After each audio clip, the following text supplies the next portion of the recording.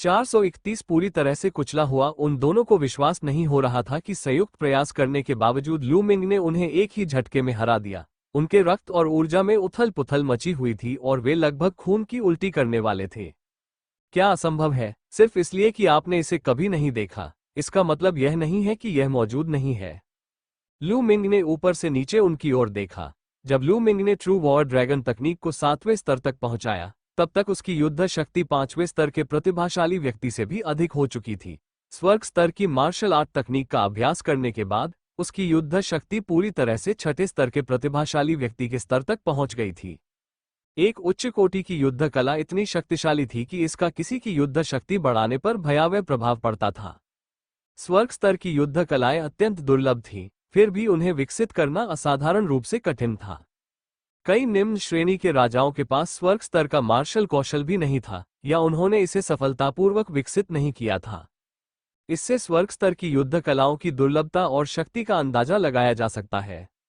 वो 6ठे स्तर का योद्धा था। भले ही लू मिंग की साधना शक्ति बुरियल से एक स्तर कम थी, फिर भी उसकी युद्ध शक्ति बुरियल से आधा स्तर अधिक थी। यह असंभव है। मैं सबसे शक्तिशाली हूँ। लू मिंग, तुम तो बस एक चींटी हो, एक चींटी जो मेरी रोशनी में जी रही है। कियू चांग कोंग दहाड़ा। बिजली की शक्ति उसके पूरे शरीर में फैल गई, मानो उसने बिजली का कोट पहन रखा हो। बिजली और गरज की इच्छा का थोड़ा सा अंश समझ लेने के बाद वो पहले ही गरज की शक्ति के उपयोग से परे जा चुका था और बिजली और गरज को पूरी तरह से नियंत्रित करने के करीब था। एक बार जब कोई व्यक्ति आशय क्षेत्र को पूरी तरह से समझ लेता है और आशय प्रतीक को संघनित कर लेता है, तो वह स्वर्ग और पृथ्वी के आशय क्षेत्र को पूरी तरह से नियंत्रित करने में सक्षम हो जाएगा।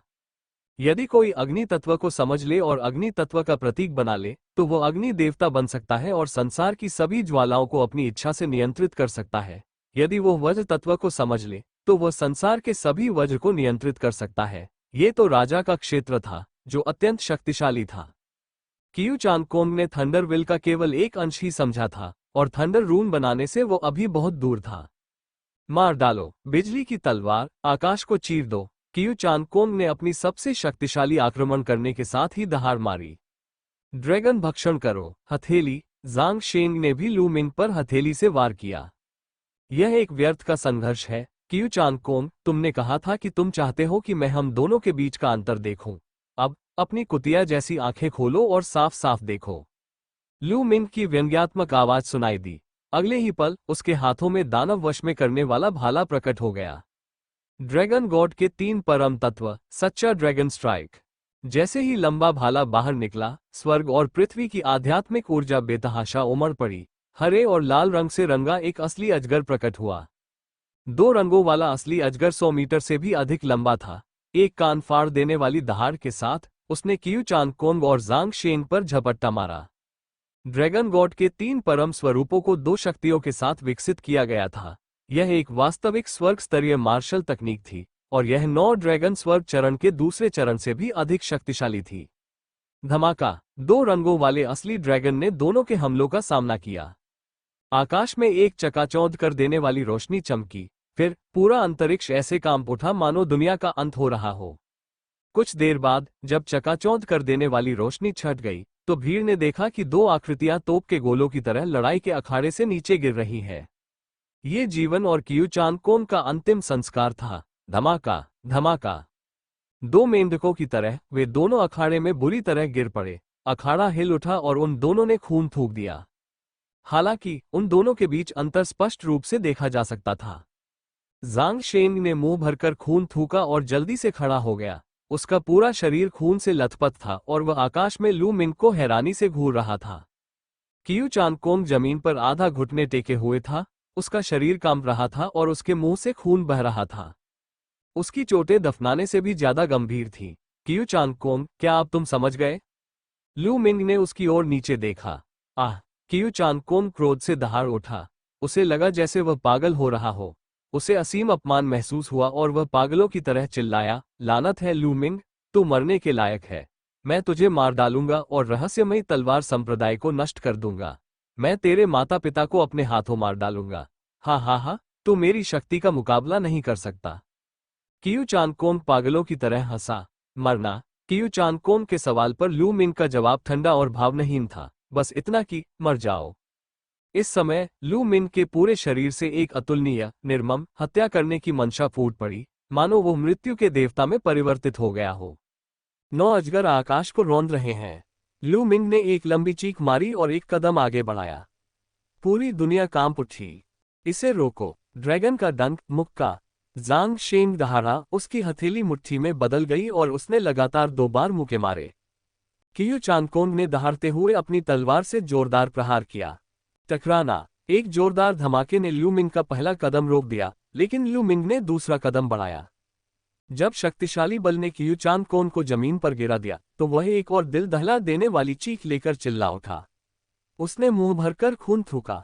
जांग शेन का शरीर कुछ 100 मीटर दूर तक लुढ़क गया, जिससे लड़ाई के अखाड़े में खून का निशान छूट गया। 9 अजगर आकाश को रौंद रहे हैं।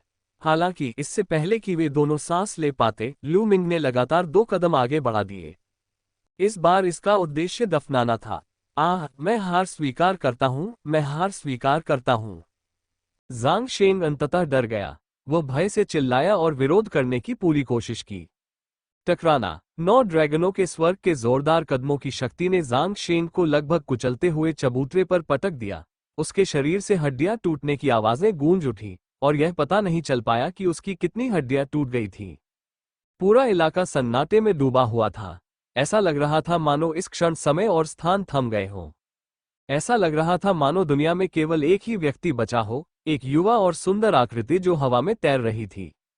वूश! काफी देर बाद पूरा इलाका एक भयंकर कोलाहल से गूंज उठा। हे भगवान! लू मिंग जीत गया। लू मिंग सचमुच जीत गया।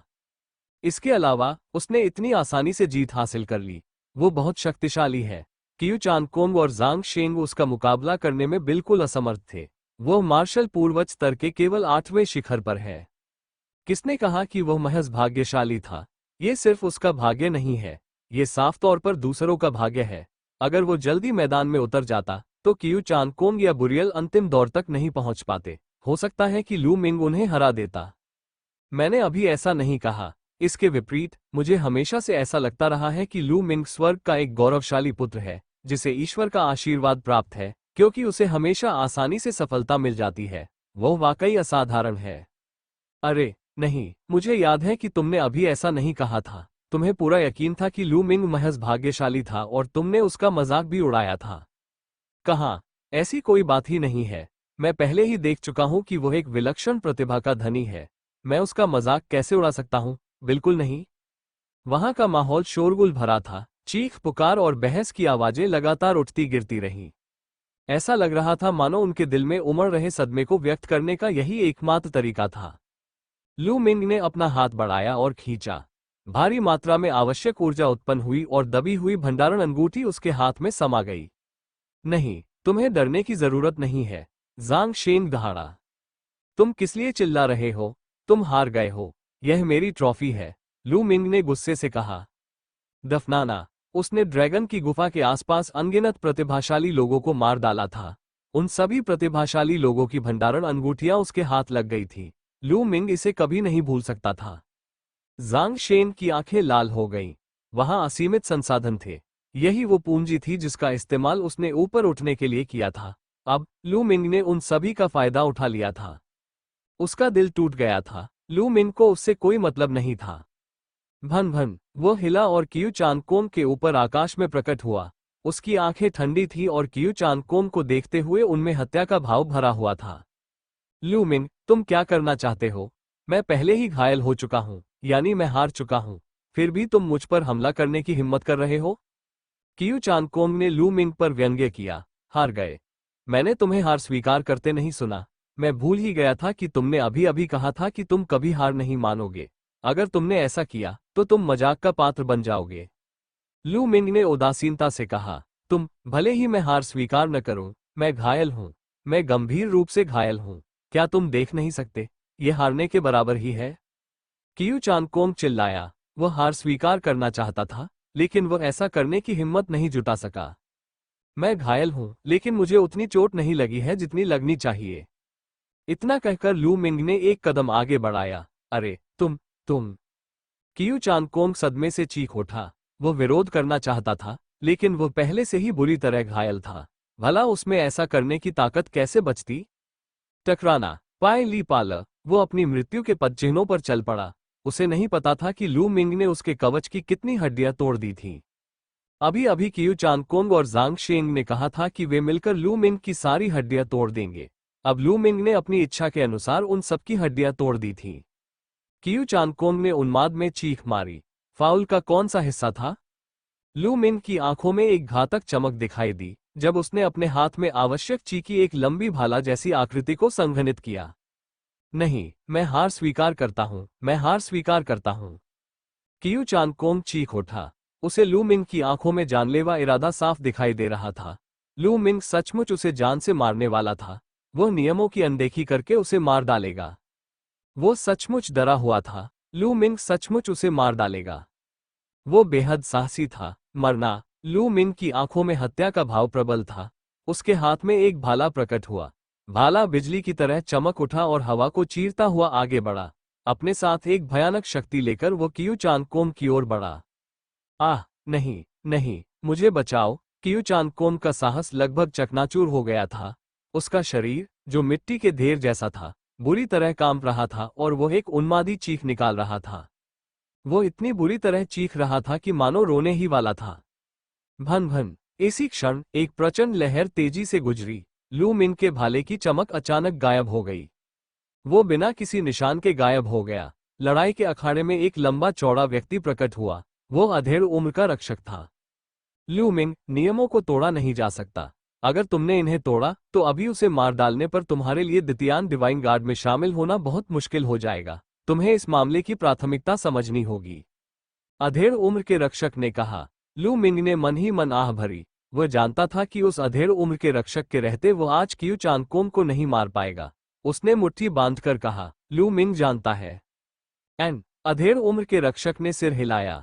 हा हा हा, मैं बच गया। लू मिंग, मैं जरूर बदला लूंगा। मैं 10 गुना 100 गुना ज्यादा बदला लूंगा। कियू चांगकोंग मन ही मन हंसा और दहाड़ा। उसकी आंखों में घोर घृणा झलक रही थी। आज लू मिंग ने इतने सारे लोगों के सामने उसे शर्मिंदा और अपमानित किया था। वो लू मिंग से दिल से नफरत करता था। पुरुषों, इन्हें नीचे ले जाओ और इनके घावों का इलाज करो। अधेड़ उम्र के व्यक्ति ने कहा। कुछ लोग तुरंत नीचे उतरे और कियू चांगकोंग और जांग शेंग को उठाकर ले गए।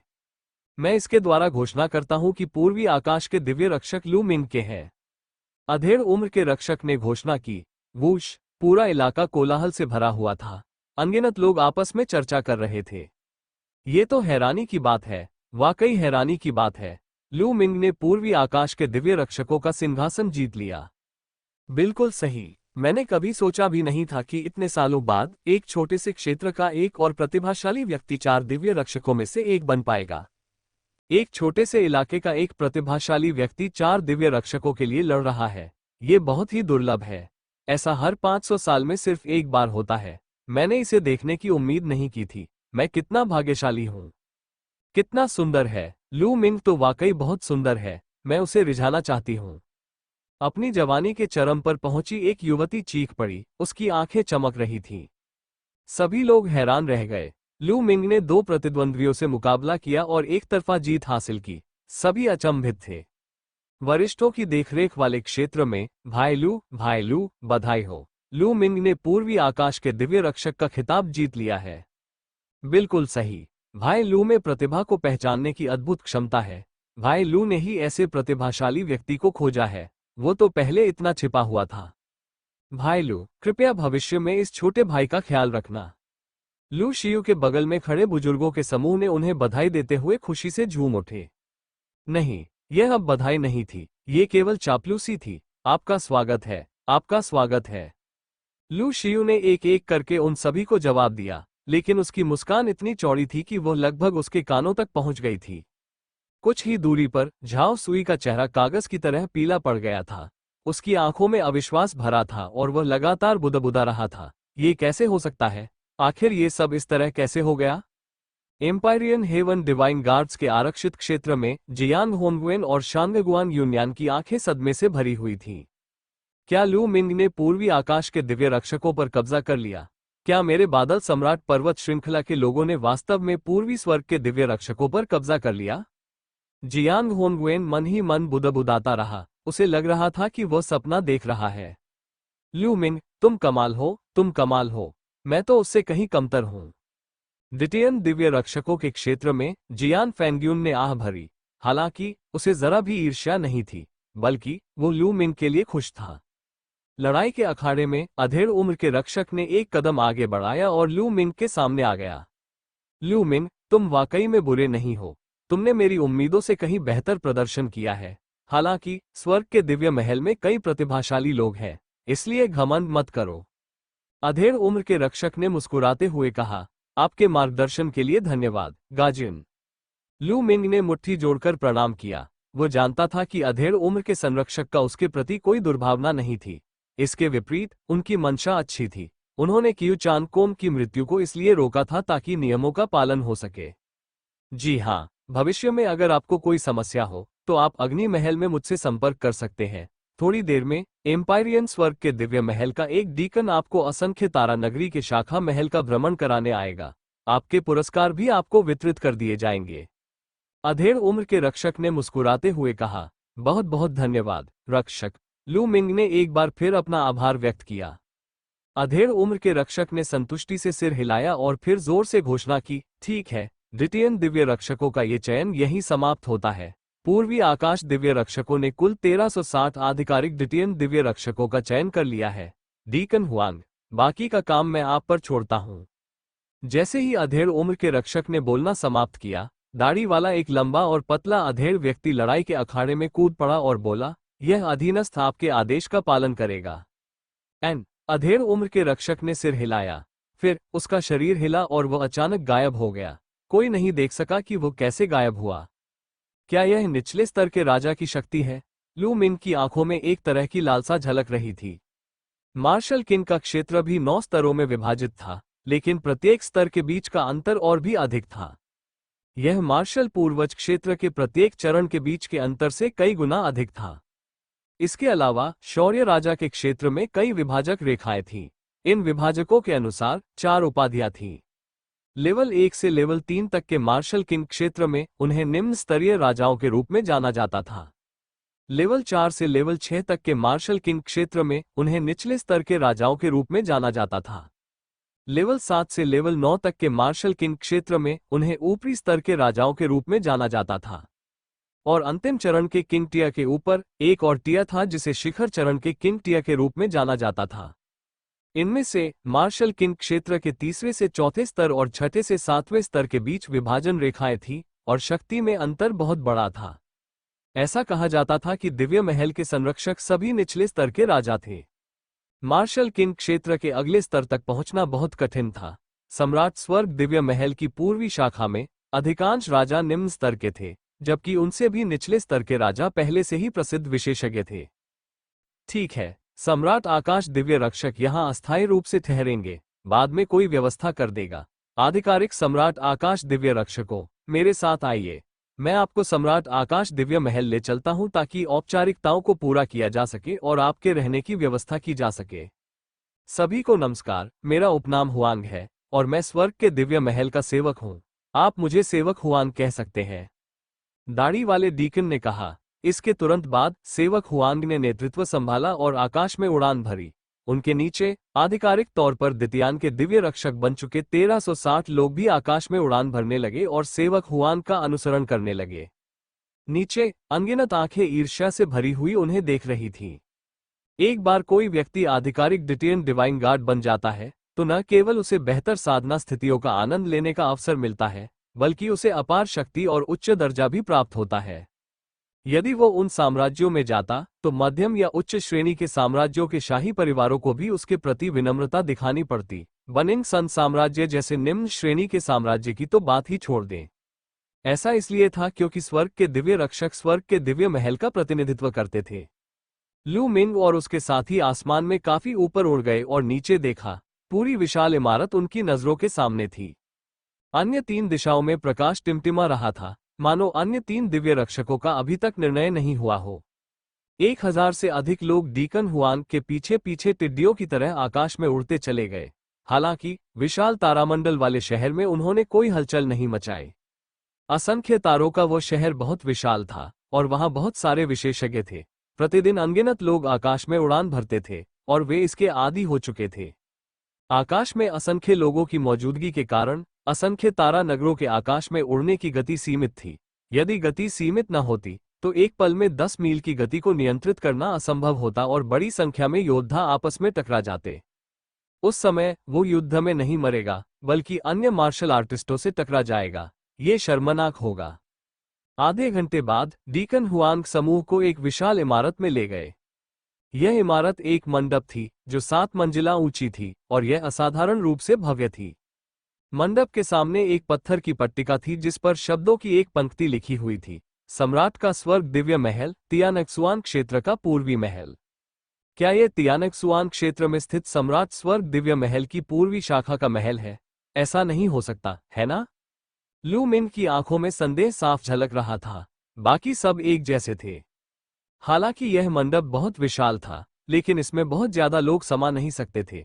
अगर इसे तियानक्सुआन क्षेत्र के पूर्वी भाग में स्थित सम्राट के स्वर्ग दिव्य महल की शाखा कहा जाता, तो क्या यह थोड़ा जर्जर नहीं होता? हाँ, नन्हे बच्चों, ध्यान से देखो। डीकन हुआंग ने मानो सबके मन की बात जान ली थी। वह हंसे और एक बैंगनी सुनहरे रंग का टोकन निकाला। उन्होंने उसमें अपनी वास्तविक ऊर्जा प्रवाहित की और वह बैंगनी सुनहरे रंग का टोकन प्रकाश की किरणों से जगमगा उठा। अचानक मंडप के सामने लहरों का एक समूह दिखाई दिया। धीरे धीरे एक विशाल भंवर प्रकट हुआ। एक स्थानिक पथ। ये स्थान वास्तव में एक स्थानिक पथ था। मेरे पीछे आओ। डीकन हुआंग मुस्कुराए और भंवर में प्रवेश कर गए। बाकी सबने एक दूसरे को देखा और उनके पीछे पीछे चले गए। क्या कोई और स्वर्गीय मार्ग हो सकता है? लू मिंग ने सोच विचार किया और अंदर कदम रखा। दुनिया अचानक बदल गई। अगले ही पल लू मिंग ने खुद को एक विशाल चौक में पाया। वो चौक कम से कम 10 मील लंबा और चौड़ा था। जमीन असल में सफेद जैड पत्थर से बनी थी। सफेद जैड पत्थर पर चमकते हुए शिलालेख खुदे हुए थे। चौक पर 3000 से अधिक लोग जमा हुए। चौक पर एक चौंकाने वाली बहस चल रही थी। वो कौन है? लू मिंग ने आगे की ओर देखा। उसके सामने एक विशाल पर्वत श्रृंखला थी। कुछ पर्वतों की चोटियां बादलों तक पहुंचती थीं। ये बेहद भव्य दृश्य था। ये देखा जा सकता था कि विशाल पहाड़ों के बीच कई बड़ी बड़ी इमारतें बनी हुई थीं। वहां महल और मीनारें थीं जो सभी अतुलनीय रूप से भव्य थीं, यहां तक कि पहाड़ों से भी ऊंची थीं। पहाड़ों और महल की मीनारों के बीच कोई आध्यात्मिक पक्षियों को उड़ते हुए और अजीबोगरीब जानवरों को दहाड़ते हुए देख सकता था, जिनकी गूंज पूरी दुनिया में सुनाई देती थी। उसी समय वो मार्शल आर्टिस्टों को पहाड़ों और महलों के बीच लगातार आते जाते देख सकता था। ये किसी परिलोक जैसा था। क्या ये तियानक्सुआन क्षेत्र के पूर्वी भाग में स्थित सम्राट स्वर्ग दिव्य महल की शाखा महल है? ये वास्तव में एक अलग ही स्तर पर स्थित है और यहाँ की आध्यात्मिक ऊर्जा इतनी समृद्ध है कि असंख्य तारा नगरों की तुलना में 5 या 6 गुना अधिक है। लू मिंग की आंखों में चमक आ गई और वो मन ही मन सोचने लगा। इसमें कोई आश्चर्य की बात नहीं है कि 1000 तारों के शहर के बाहर केवल एक ही मीनार थी। ठीक है सभी लोग, यह एम्पायरियन स्वर्ग के दिव्य महल की असली शाखा है। हालांकि यह एक छोटा सा क्षेत्र है, लेकिन इसे छोटे क्षेत्र के हिसाब से काफी विशाल माना जाता है। ये करोड़ों मील चौड़ा है और इसमें प्रचुर संसाधन है। परिचारक हुआंग ने आत्मसंतुष्ट भाव से परिचय कराया। 1000 मील, ये तो बहुत बड़ा है। लू मिंग मन ही मन अवाक रह गया। दरअसल रास्ते में लू मिंग का कई छोटे विमानों से सामना हुआ था। मध्य स्तर के विमान बहुत दुर्लभ थे। ऐसा इसलिए था क्योंकि मध्यम लोक विशाल और असीम थे और स्वर्ग और पृथ्वी के नियम बहुत पूर्ण थे। वे पहले से ही अपनी दुनिया विकसित कर सकते थे। केवल आधिकारिक द्वितीयन दिव्य रक्षक ही यहाँ साधना करने के लिए प्रवेश कर सकते हैं। आरक्षित द्वितीयन दिव्य रक्षकों के पास ये योग्यता नहीं होती।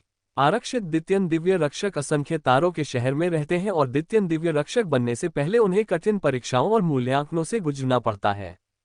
डीकन हुआंग ने बोलना जारी रखा। कई लोगों ने चुपचाप सिर हिलाकर खुशी मनाई कि वे द्वितीयन दिव्य रक्षक बन गए हैं। यदि उन्हें आरक्षित द्वितीयन दिव्य रक्षक बनना होता तो उन्हें अनगिनत परीक्षाओं और कठिनाइयों का सामना करना पड़ता। इसके अलावा सफलता दर भी अधिक नहीं थी। आपकी जानकारी भेज दी गई है। अब मैं आपको एम्पायरियन हेवन डिवाइन पैलेस में शामिल होने की प्रक्रिया में मदद करूंगा। थोड़ी देर यहीं इंतजार कीजिए। डीकन हुआंग ने बोलना जारी रखा। सभी ने देखा कि चौक के किनारे एक विशाल महल था। महल में लोग आ जा रहे थे और यह उनके लिए औपचारिकताओं को पूरा करने का स्थान होना चाहिए। कुछ ही समय बाद एक खूबसूरत युवती परिचारक हुआंग के पास आए और उसे एक संग्रहणीय अंगूठी सौंप दी। डीकन हुआंग ने उसे ले लिया और उसकी भंडारण अंगूठी से प्रकाश की एक चमक के साथ उसके हाथ में एक बैंगनी सुनहरे रंग का टोकन प्रकट हुआ। यह आपका कमांड टोकन है, जिसे डिवाइन गार्ड कमांड टोकन के नाम से जाना जाता है। ये द्वितीयान डिवाइन गार्ड में आपकी सभी जानकारी दर्ज करता है। साथ ही यदि आप बाहर जाते हैं तो ये द्वितीयान डिवाइन गार्ड के रूप में आपकी पहचान का भी प्रतिनिधित्व करता है। दिव्य रक्षकों का ये प्रतीक चिन्ह बैंगनी सुनहरे ठंडे लोहे से बना है और इस पर विशेष शिलालेख खुदे हुए हैं। बाहरी लोग इसकी नकल नहीं कर सकते। पहला, लू मिंग, ये पूर्वी आकाश के दिव्य रक्षकों का तुम्हारा प्रतीक चिन्ह है। डीकन हुआंग ने कहा। लू मिंग आगे बढ़ा। हाँ, छोटे भाई लू, बधाई हो। पूर्वी आकाश के दिव्य रक्षकों के अनेक लाभ हैं। न केवल आपको 100 देवताओं के शिखर पर एक बार प्रवेश करने का अधिकार मिला है, बल्कि आपका निवास स्थान भी दूसरों से अलग है। एक पल रुकिए, मैं आपको वहां ले चलता हूं। डीकन हुआंग ने लू मिंग की ओर देखा, उनका चेहरा मुस्कान से भरा हुआ था। बहुत बहुत धन्यवाद डीकन हुआंग, लू मिंग ने विनम्रता से कहा और बैंगनी सोने का दिव्य रक्षक टोकन ले लिया। बाकी लोग लू मिंग को ईर्ष्या भरी नजरों से देख रहे थे। पूर्वी आकाश के दिव्य रक्षक दल का सदस्य बनना उसके उज्ज्वल भविष्य का संकेत था। क्या उसे यह नहीं दिख रहा था कि डीकन हुआंग भी लू मिंग के प्रति विनम्रता दिखा रहा था? वो उससे अच्छे संबंध बनाने की कोशिश कर रहा था। हाँ, आपका स्वागत है। अगला नंबर जांग शेंग का है। वो अभी घायल है। अगला मौका मैं उसे दूंगा। परिचारक हुआंग ने एक और टोकन निकाला। फिर परिचारक हुआंग ने एक एक करके टुकड़े वितरित किए। लू मिंग की बात करें तो वो पहले ही एक तरफ जा चुका था, दिव्य रक्षक प्रतीक को पकड़े हुए, अपनी आवश्यक ऊर्जा को उसमें प्रवाहित कर रहा था और उसे पढ़ रहा था। वो टोकन हल्की सी चमक से जगमगा रहा था और लू मिंग के दिमाग में एक संदेश प्रकट हुआ। लू मिंग, 19 वर्ष का, क्लाउड सम्राट पर्वत श्रृंखला के प्रचंड सूर्य साम्राज्य से, तियानक्सुआन क्षेत्र के पूर्वी महल से, प्रथम स्तर का सम्राट स्वर्ग दिव्य रक्षक, पूर्वी स्वर्ग दिव्य रक्षक है। ये बस एक छोटा सा संदेश था। एम्पायरियन स्वर्ग के दिव्य महल में एम्पायरियन स्वर्ग के दिव्य रक्षकों को कई श्रेणियों में विभाजित किया गया था। श्रेणी 1 सबसे निचली थी और इसके ऊपर अभी भी श्रेणियां 2, 3 और 4 थीं। लू मिंग को यह नहीं पता था कि उच्चतम स्तर क्या है। बाकी लोग भी देख रहे थे। जल्द ही डीकन हुआंग ने सभी टोकन वितरित कर दिए। अब मैं आपको सम्राट के दिव्य महल का भ्रमण कराऊंगा, डीकन हुआंग ने कहा। फिर वो विशाल पहाड़ों की ओर उड़ गया। सभी लोग हवा में ऊपर उठे और उनका अनुसरण करने लगे। मुझे विश्वास है कि आप सभी जानते हैं कि सम्राट के दिव्य महल में 9 विशाल कक्ष हैं। ये कक्ष स्वर्ग और पृथ्वी की 9 सामान्य अवधारणाओं से मेल खाते हैं, अर्थात वायु, अग्नि, जल, धातु, लकड़ी, पृथ्वी, बिजली, बर्फ और पर्वत। हालांकि 9 महान हॉलों के अलावा एम्पायरियन स्वर्ग दिव्य महल में कुछ अन्य स्थान भी हैं जो अत्यंत महत्वपूर्ण और प्रसिद्ध है। आपके सामने स्थित ये पैगोडा स्वर्ग को जोड़ने वाला पैगोडा है। आप भविष्य में इसमें साधना कर सकते हैं और अपनी साधना और युद्ध शक्ति का परीक्षण भी कर सकते हैं।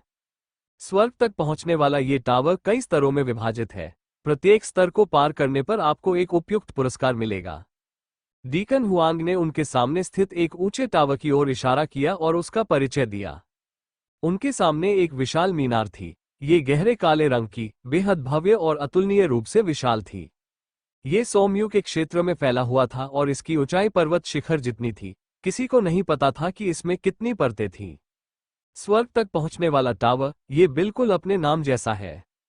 लू मिंग ने आह भरी। इसके बाद परिचारक हुआंग ने समूह को आगे बढ़ाया। वे एक के बाद एक पर्वतों, एक के बाद एक महलों के ऊपर से उड़ते हुए आकाश में पहुंच गए। कभी कभी विशेषज्ञ भी उनके पास से गुजरते और उन्हें उत्सुकता से देखते। वे विशेषज्ञ बूढ़े नहीं थे। वे लगभग 30 वर्ष के आसपास के लग रहे थे। वे सभी योद्धाओं के स्वर्ण युग में थे। हालांकि इन युवा प्रतिभाओं का प्रभाव बेहद भयावह था। उनमें से प्रत्येक की आभा राक्षसी थी और वे अथाह थे। लू मिंग को लगा कि उनमें से सबसे बुरे भी अर्ध राजा स्तर के थे। कुछ लोगों के बारे में भविष्यवाणी करना कठिन था, लेकिन वे निश्चित रूप से अर्ध राजा स्तर से अधिक शक्तिशाली थे। लू मिंग के समूह के कई युवा प्रतिभाशाली अपने अपने क्षेत्रों में अद्वितीय प्रतिभा के धनी थे। हालांकि जब उन्होंने उन युवा विशेषज्ञों की आभा को महसूस किया तो उनके चेहरे पीले पड़ गए। वे बेहद ही घटिया थे। खांसी, हिम्मत मत हारो। इनमें से कई युवा विशेषज्ञ द्वितीयान दिव्य रक्षकों के पिछले बैच के हैं। उन्होंने तुमसे 5 साल ज्यादा साधना की है, इसलिए वे स्वाभाविक रूप से बहुत शक्तिशाली है। 5 साल बाद जरूरी नहीं कि तुम उनसे कमजोर हो जाओ। डीकन हुआंग चिल्लाया, बिल्कुल सही। भविष्य में मैं निश्चित रूप से और भी मजबूत बनूंगा। मैं भी। कई युवकों ने गहरी सांस ली और अपनी लड़ने की भावना को फिर से जगा लिया। डीकन हुआंग ने संतुष्टि से सिर हिलाया। कुछ ही देर बाद वे एक अत्यंत प्राचीन और भव्य महल के सामने पहुंच गए। ये दाव ज्ञान का महल है। यह अत्यंत अद्भुत है। प्रवेश करते ही आप स्वर्ग और पृथ्वी के भाव भंगिमा क्षेत्र में होने वाले परिवर्तनों को देख सकेंगे। इससे आपको स्वर्ग और पृथ्वी के भाव भंगिमा क्षेत्र को समझने में बहुत सहायता मिलेगी। परिचारक हुआंग ने परिचय कराया। क्या ये स्वर्ग और पृथ्वी के सार जगत को समझने में मदद कर सकता है? सभी लोग हैरान रह गए। बिल्कुल सही। यह न केवल स्वर्ग और पृथ्वी के सार जगत को समझने में मदद कर सकता है, बल्कि यह मार्शल आर्ट के महागुरुओं और योद्धाओं को भी बल को समझने में मदद कर सकता है। डीकन हुआंग ने बोलना जारी रखा। क्या इससे बल को समझने में भी मदद मिल सकती है? कई युवकों की आंखें पहले से ही चमक रही थीं। निस्संदेह, दाओ बोध महल को स्वर्ग लोक के दिव्य महल की पवित्र भूमि कहा जा सकता है, जो 100 देवताओं के ढलान के बाद दूसरे स्थान पर है। इसकी स्थापना स्वर्ग लोक के दिव्य महल के महान स्वामी मार्शल सम्राट दी यी ने की थी। परिचारक हुआंग ने गर्व से कहा, हे भगवान, मार्शल सम्राट दी यी। सभी युवक आश्चर्यचकित रह गए। मार्शल सम्राट दी यी अत्यंत शक्तिशाली और महान थे। वे दिव्य वन्यभूमि महाद्वीप के शीर्ष विशेषज्ञों में से एक थे। वे प्रसिद्ध थे और उनका नाम युगों युगों तक जाना जाता था। उन्हें कौन नहीं जानता था? इस दाव कॉम्प्रिहेंशन पैलेस का निर्माण वास्तव में मार्शल सम्राट दी यी ने करवाया था। इसके बारे में सोचना ही रोमांचक था। मोरल सम्राट दी यी। लू मिंग की आंखों में चमक आ गई। लू मिंग में लड़ने का जज्बा कूट कूट कर भरा था। 9 सूर्यों के परम सत्ता ने 10 वर्षों तक 9 ड्रैगनों की रक्तवंशीय आभा को दबाने में उसकी सहायता की थी। अब लगभग 1 वर्ष बीत चुका था और अभी भी 9 वर्ष शेष थे। 9 साल बाद 9 सूर्यों के सर्वोच्च की शक्ति लुप्त हो जाएगी और उसे मार्शल सम्राट दी यी का सामना करना पड़ेगा। ये लगभग असंभव था। हालांकि लू मिंग हार मानने वाला नहीं था। वो प्रेरणा और जुझारू भावना से भरपूर था। अगर दूसरे लोगों को पता चल जाए कि वह क्या सोच रहा है, तो वे डर के मारे मर ही जाएंगे। हाँ, लेकिन मुझे आपको ये बताना होगा कि यदि आप साधना करने के लिए दाओ ज्ञान महल में प्रवेश करना चाहते हैं, तो इसके लिए आपको एक दिन के लिए 100 सर्वोच्च आध्यात्मिक क्रिस्टल खर्च करने होंगे। कर्मचारी हुआंग ने मुस्कुराते हुए कहा, क्या एक दिन में 100 उच्च श्रेणी के आध्यात्मिक क्रिस्टल? हे भगवान, ये तो बहुत महंगा है। सभी ने ठंडी सांस ली। एक सर्वोच्च आध्यात्मिक क्रिस्टल 100 उच्च आध्यात्मिक क्रिस्टलों, 10,000 मध्य आध्यात्मिक क्रिस्टलों और 10 लाख निम्न आध्यात्मिक क्रिस्टलों के समतुल्य था। 100 सर्वोच्च आध्यात्मिक क्रिस्टल 100 मिलियन निम्न आध्यात्मिक क्रिस्टल के बराबर थे। एक दिन की साधना के लिए 10 करोड़ निम्न आध्यात्मिक क्रिस्टल। ऐसा लगा जैसे उन पर ठंडे पानी की बाल्टी उड़ेल दी गई हो। उनके हृदय ठंडे पड़ गए। अपनी सारी संपत्ति का इस्तेमाल करने के बावजूद भी वे कुछ दिनों तक खेती नहीं कर पाएंगे। डीकन हुआंग मुस्कुराए और कुछ नहीं बोले। वे आगे उड़ते रहे। कुछ ही समय बाद वे एक विशाल पर्वत शिखर के सामने पहुंच गए। पर्वत की चोटी पर प्राचीन वृक्ष आकाश में ऊंचे खड़े थे, आध्यात्मिक पक्षी हवा में उड़ रहे थे और शुभ पशु धीरे धीरे दहाड़ रहे थे। यह एक शांतिपूर्ण दृश्य था। पर्वत पर फैले पेड़ों के बीच आंगन दिखाई देते थे, परत दर परत। इनकी संख्या कितनी थी, यह कोई नहीं जानता था। वहां पहुंचते ही उन्हें महसूस हुआ कि यहाँ की आध्यात्मिक ऊर्जा अन्य स्थानों की तुलना में कहीं अधिक सघन है। यह असंख्य तारामंडलों वाले शहर की तुलना में कहीं अधिक सघन थी। आप यहीं रहेंगे। आप में से प्रत्येक के पास एक आंगन होगा। आपके आंगनों की संख्या आपके डिवाइन गार्ड टोकन पर अंकित है। आप सही संख्या से जांच कर सकते हैं। परिचारक हुआंग ने निर्देश दिया। बहुत बहुत धन्यवाद, डीकन हुआंग। सभी ने सिर हिलाया। हम दिव्य महल में और भी कई अद्भुत स्थान हैं, लेकिन मैं आपको एक एक करके नहीं दिखाऊंगा। भविष्य में आप धीरे धीरे उन्हें स्वयं खोज सकते हैं। इतना कहकर डीकन हुआंग लू मिंग के सामने उड़कर आए और मुस्कुराए। छोटे भाई लू, तुम पूर्वी आकाश के दिव्य रक्षक हो। तुम्हारा आंगन इस क्षेत्र में नहीं, बल्कि पर्वत की चोटी पर है।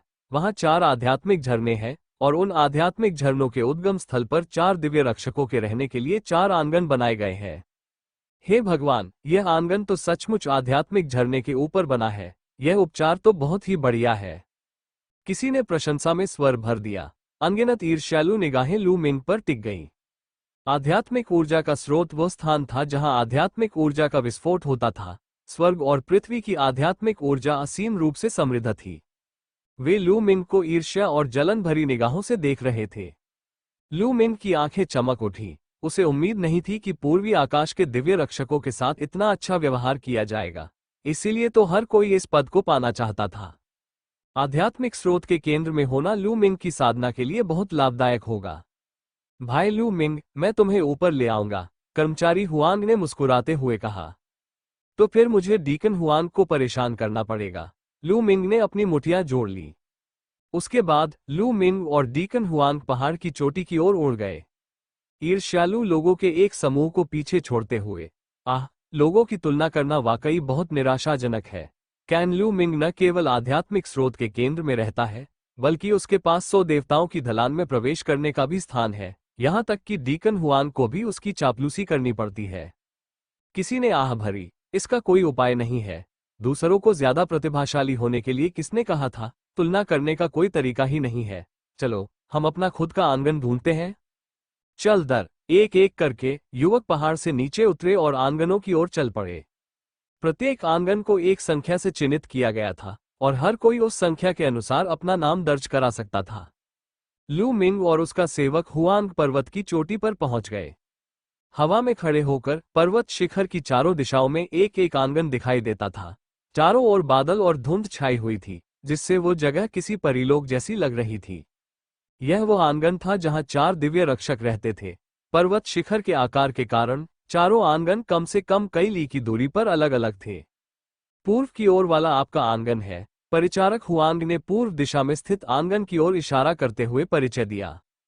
लू मिंग ने सिर हिलाया। भाई लू, कई महीनों की लड़ाई के बाद तुम थक गए होगे। जाओ आराम करो।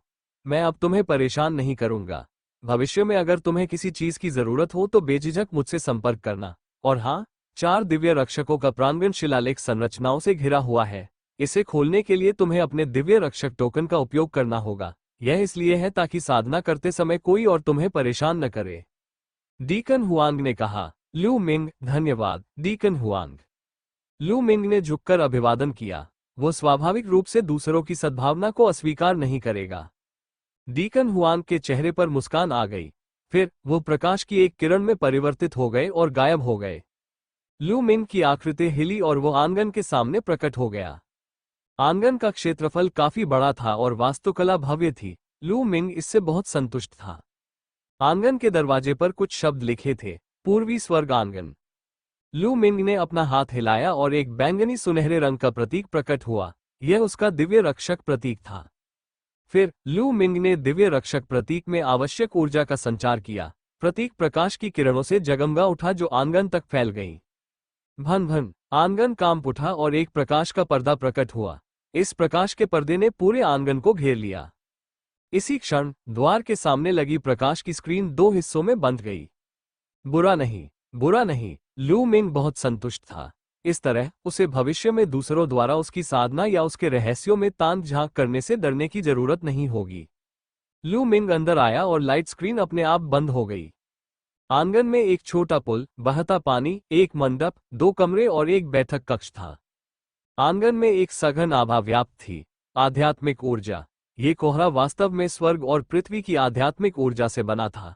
स्वर्ग और पृथ्वी की आध्यात्मिक ऊर्जा ने भौतिक रूप धारण कर लिया था। यहाँ स्वर्ग और पृथ्वी की आध्यात्मिक ऊर्जा की प्रचुरता देखी जा सकती थी। लू मिंग ने ध्यानपूर्वक इसका अनुभव किया और महसूस किया कि आंगन से असीम मात्रा में आध्यात्मिक ऊर्जा लगातार प्रवाहित हो रही है। आध्यात्मिक स्रोत का नेत्र वास्तव में अद्भुत है। आइए इसका पोषण करें। लू मिंग तुरंत पालथी मारकर बैठ गया और अपनी 9 ड्रैगन रक्तरेखा को संघनित करने लगा। गर्जन। 9 ड्रैगन वंशों ने दहाड़ लगाई और गहरी सांस ली। एक भयानक, विनाशकारी शक्ति फूट पड़ी। हु, दुनिया की समृद्ध आध्यात्मिक ऊर्जा लू मिंग की ओर एकत्रित हो रही थी। स्वर्ग और पृथ्वी की असीम आध्यात्मिक ऊर्जा को 9 ड्रैगन की वंश परंपरा ने ग्रहण कर लिया और उसे लू मिंग की आवश्यक ची में परिवर्तित कर दिया। स्वर्ग और पृथ्वी की आध्यात्मिक ऊर्जा से संघनित मूल ऊर्जा अत्यंत शुद्ध थी। ये लगातार लू मिंग की मूल ऊर्जा के साथ एकत्रित होकर संघनित होती रही। लू मिंग को यह महसूस हो रहा था कि उसकी मूल ऊर्जा लगातार शुद्ध और सघन होती जा रही है। ये धीरे धीरे आगे बढ़ रही थी और मार्शल आर्ट के ग्रैंडमास्टर स्तर के 9वें स्तर की ओर अग्रसर हो रही थी। 6 घंटे बाद लू मिंग ने आखिरकार अपनी आंखें खोली। वाह, ये तो अद्भुत है। यहाँ की आध्यात्मिक ऊर्जा बाहर की तुलना में दर्जनों गुना, बल्कि सैकड़ों गुना अधिक शक्तिशाली है। यहाँ एक दिन का अभ्यास बाहर 100 दिनों के अभ्यास के बराबर है। लू मिंग ने दबी आवाज में आह भरी। पहले की साधना के बाद, हालांकि लू मिंग ने मार्शल पूर्वज क्षेत्र के 9वें स्तर को पार नहीं किया था, लेकिन वह इसके बेहद करीब था। लू मिंग का अनुमान था कि यदि वह यहाँ आधे महीने तक साधना जारी रखता है, तो वह मार्शल पूर्वज क्षेत्र के 9वें स्तर को पार करने में सक्षम होगा। ये गति पहले से ही बहुत तेज थी। ये स्पष्ट था कि लू मिंग ने वास्तविक युद्ध ड्रैगन तकनीक को 7वें स्तर तक विकसित कर लिया था। उसकी ऊर्जा का घनत्व और तीव्रता सामान्य ऊर्जा की तुलना में 8 गुना अधिक थी। आवश्यक ऊर्जा की मात्रा अत्यधिक थी। यदि लू मिंग केवल स्वर्ग और पृथ्वी की आध्यात्मिक ऊर्जा को अवशोषित करके साधना करता, तो उसे बाहरी दुनिया में मार्शल पूर्वज क्षेत्र के 9वें स्तर तक पहुंचने में कम से कम कुछ साल लग जाते। यहाँ की आध्यात्मिक ऊर्जा लू मिंग की साधना की गति को काफी हद तक बढ़ा सकती है। यह वाकई बहुत अच्छी जगह है। लू मिंग ने तुरंत साधना जारी रखी। ये खेती 2 दिनों तक चली। उस दिन लू मिंग साधना कर रहा था, तभी अचानक उसे दिव्य रक्षक चिन्हों में हल्की सी कंपन महसूस हुई। लू मिंग ने साधना रोक दी और दिव्य रक्षक चिन्ह पर एक नजर डाली। बाहर कोई है। लू मिंग के मन में एक विचार आया। ये कौन है? क्या ये जियान फैंग्यून हो सकता है? लू मिंग सम्राट आकाश दिव्य महल में बहुत कम लोगों को जानता था। अब कौन उसकी तलाश कर रहा होगा? वो उठा और बाहर चला गया। टोकन चमक उठा और लाइट स्क्रीन अपने आप अलग हो गई। आंगन के बाहर सफेद वस्त्र पहने एक सुंदर युवक अपने हाथ पीठ के पीछे बांधकर खड़ा था। वो युवक लगभग 27 या 28 वर्ष का था। वो अपने हाथ पीठ पीछे बांधकर खड़ा था और उसमें कोई आभा नहीं थी। फिर भी लू मिंग को ऐसा लगा मानो वो किसी ऊंचे पर्वत को देख रहा हो। वहां खड़े रहने मात्र से ही वो युवक एक दुर्गम पर्वत के समान प्रतीत हो रहा था। कितनी गहन साधना है। यह व्यक्ति निस्संदेह मार्शल किंग स्तर का एक अद्वितीय गुरु है। लू मिंग की आंखों में चमक आई और उसे एक विचार आया। सफेद वस्त्र पहने युवक ने लू मिंग को देखकर गर्मजोशी से मुस्कुराया। लू मिंग? जी हाँ, मैं ही हूँ। क्या मैं जान सकता हूँ कि आप कौन हैं? लू मिंग ने पूछा। मैं मु शियू युआन हूँ और मैं सम्राट स्वर्ग के दिव्य महल का एक साधारण सम्राट स्वर्ग दिव्य रक्षक हूँ। सफेद वस्त्र पहने युवक हंस पड़ा। मु? लू मिंग को एक विचार आया और उसने संकोच से पूछा, ओह, मैंने भाईमू को पहले कभी नहीं देखा। क्या मैं जान सकता हूँ कि भाईमू मुझसे मिलने क्यों आए हैं? यह कोई गंभीर बात नहीं है, बस आप अभी अभी आए हैं, इसलिए मुझे आपको कुछ याद दिलाना है। म्यू शियुआन ने कहा। यह क्या है? लू मिंग ने पूछा। लू मिंग, तुम पिछले कुछ दिनों से बाहर नहीं निकले। अभी द्वितीयान के नए दिव्य रक्षकों का समूह यह अफवाह फैला रहा है कि पूर्वी आकाश के दिव्य रक्षक अपने नाम के अनुरूप नहीं है। उनकी युद्ध शक्ति और साधना का स्तर सबसे कम है और उन्हें इतने अच्छे संसाधनों पर कब्जा नहीं करना चाहिए। म्यू शियुआन ने कहा। क्या ऐसी कोई चीज होती है? लू मिंग ने भौहें चढ़ाई। ये बिल्कुल सच है। इसके अलावा इस बार पूर्वी पक्ष वास्तव में सबसे कमजोर है। दक्षिण, उत्तर और पश्चिम तीनों पक्षों में आधे चरण के राजा योद्धा है। अन्य तीनों दिव्य रक्षक भी आधे चरण के राजा योद्धा है। इसके अलावा दक्षिण और पश्चिम दोनों पक्षों में दो दो आधे चरण के राजा योद्धा है। मुकाबला बेहद कड़ा है। केवल पूर्वी दिशा में, वहां एक भी अर्धचरणीय राजा योद्धा नहीं है। मैंने सुना है कि दक्षिण और पश्चिम दिशा के 2 अर्धचरणीय राजा योद्धाओं ने तुम पर नजर गड़ा रखी है। मुझे डर है कि वे तुम्हें चुनौती देंगे। एक बार जब तुम हार जाओगे, तो वे पूर्वी आकाश के दिव्य रक्षक का सिंहासन ग्रहण कर लेंगे और तुम्हारे निवास पर कब्जा कर लेंगे। इससे भी महत्वपूर्ण बात यह है कि वे 100 देवताओं के शिखर में प्रवेश करने का तुम्हारा स्थान छीन लेंगे। म्यू शियुआन ने कहा। ओह! लू मिंग की आंखों में एक चमक आई। फिर उसने मु शियुआन की ओर देखा और कहा, मुझे सबसे ज्यादा जिज्ञासा इस बात की है कि तुम मुझे ये सब बिना किसी कारण के क्यों बता रही हो? आपको ये जानने की जरूरत नहीं है। इस दौरान आपको सावधान रहना चाहिए। इतना कहकर मु शियुआन मुड़ी, एक कदम आगे बढ़ी और गायब हो गई। वाह, कितनी तेज गति है! लू मिंग की आंखें सिकुड़ गईं। अपनी दृष्टि ठीक होने के बावजूद भी वो लगभग यह नहीं देख पाया कि मु शियुआन कैसे चली गई। यह मु शियुआन शायद प्रथम स्तर के मार्शल किंग से भी अधिक शक्तिशाली है। हो सकता है वह उससे भी अधिक शक्तिशाली हो। वह कौन है? आपने दयालुतावश मुझे क्यों याद दिलाया? आपका उपनाम भी मु है। मुझे आश्चर्य है कि वरिष्ठ बहन मुलैन के साथ आपका क्या रिश्ता है? लू मिंग का मन विचारों और शंकाओं से भरा हुआ था। काफी देर सोचने के बाद भी वो कोई कारण नहीं सोच पाया। इसे भूल जाइए, मैं अंदर जाकर सब कुछ ठीक कर लूंगा। अब संसाधनों को ताकत में बदलने का समय है। लू मिंग ने कुछ बुदबुदाया, मुड़ा और आंगन में चला गया। कुछ देर बाद सम्राट स्वर्ग दिव्य महल के एक प्राचीन हॉल में मु शियू युआन ने एक बूढ़े व्यक्ति को यह खबर सुनाई। मैंने लू मिंग को पहले ही याद दिला दिया है, म्यू शियू युआन ने कहा। अच्छा है। हालांकि लू मिंग बुरा नहीं है, फिर भी वो उस व्यक्ति से बहुत दूर है। हम उसकी बहुत मदद नहीं कर सकते। बस एक याद दिलाना ही काफी है। अगर उसे शक्तिशाली बनना है तो अंत में उसे खुद पर ही निर्भर रहना होगा। संघर्षों और कठिनाइयों से गुजरने से ही वो और मजबूत हो सकता है। भविष्य में थोड़ी सी संभावना है कि वो उस व्यक्ति से मुकाबला कर सके। बूढ़े आदमी ने आह भरते हुए कहा, यह मुश्किल है, लेकिन उस लड़की की पसंद अच्छी है। उसने सचमुच छोटे बादल सम्राट पर्वत श्रृंखला में एक प्रतिभाशाली व्यक्ति को खोज निकाला। मु शियुआन ने मुस्कुराते हुए कहा। कुछ देर बातचीत करने के बाद मु शियुआन ने विदा ली। छोटी बच्ची, तुम अपने पिता के फैसले के खिलाफ नहीं जा सकती। बूढ़े व्यक्ति ने धीरे से आह भरी और फिर चुप हो गया। लू मिंग ने सर्वोच्च मंदिर में प्रवेश किया और इस दौरान प्राप्त किए गए सभी संग्रहण छल्ले बाहर निकाल लिए। उसने उन्हें साफ किया। एक दिन बाद आखिरकार उनका काम पूरा हो गया। इस बार की फसल बेहद भयानक थी। ये लू मिंग की उम्मीदों से कहीं अधिक थी। वे बहुत ज्यादा थे। सबसे महत्वपूर्ण बात यह थी कि ज़ांग शेन के भंडारण कक्ष में 1000 से अधिक अन्य भंडारण अंगूठियां थीं।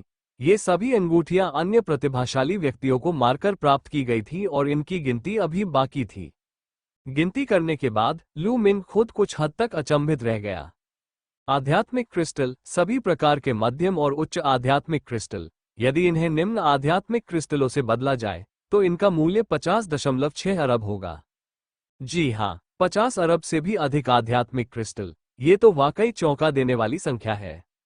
लू मिंग का दिल कांप उठा और उसकी आंखें परमानंद से भर गईं। इसमें कुछ अन्य सामग्रियां, आध्यात्मिक हथियार और इसी तरह की चीजें भी शामिल नहीं थीं। हाँ, मैं अमीर हूँ। ये आध्यात्मिक क्रिस्टल मेरे लिए कुछ समय के लिए काफी है। अगर मैं इन सभी आध्यात्मिक क्रिस्टलों को शक्ति में परिवर्तित कर सकूं, तो मेरी शक्ति में बहुत अधिक वृद्धि हो जाएगी। लू मिंग बेहद खुश था। फिर उसने हाथ हिलाया और 2 गहरे काले रंग की शाखाएं प्रकट हुई।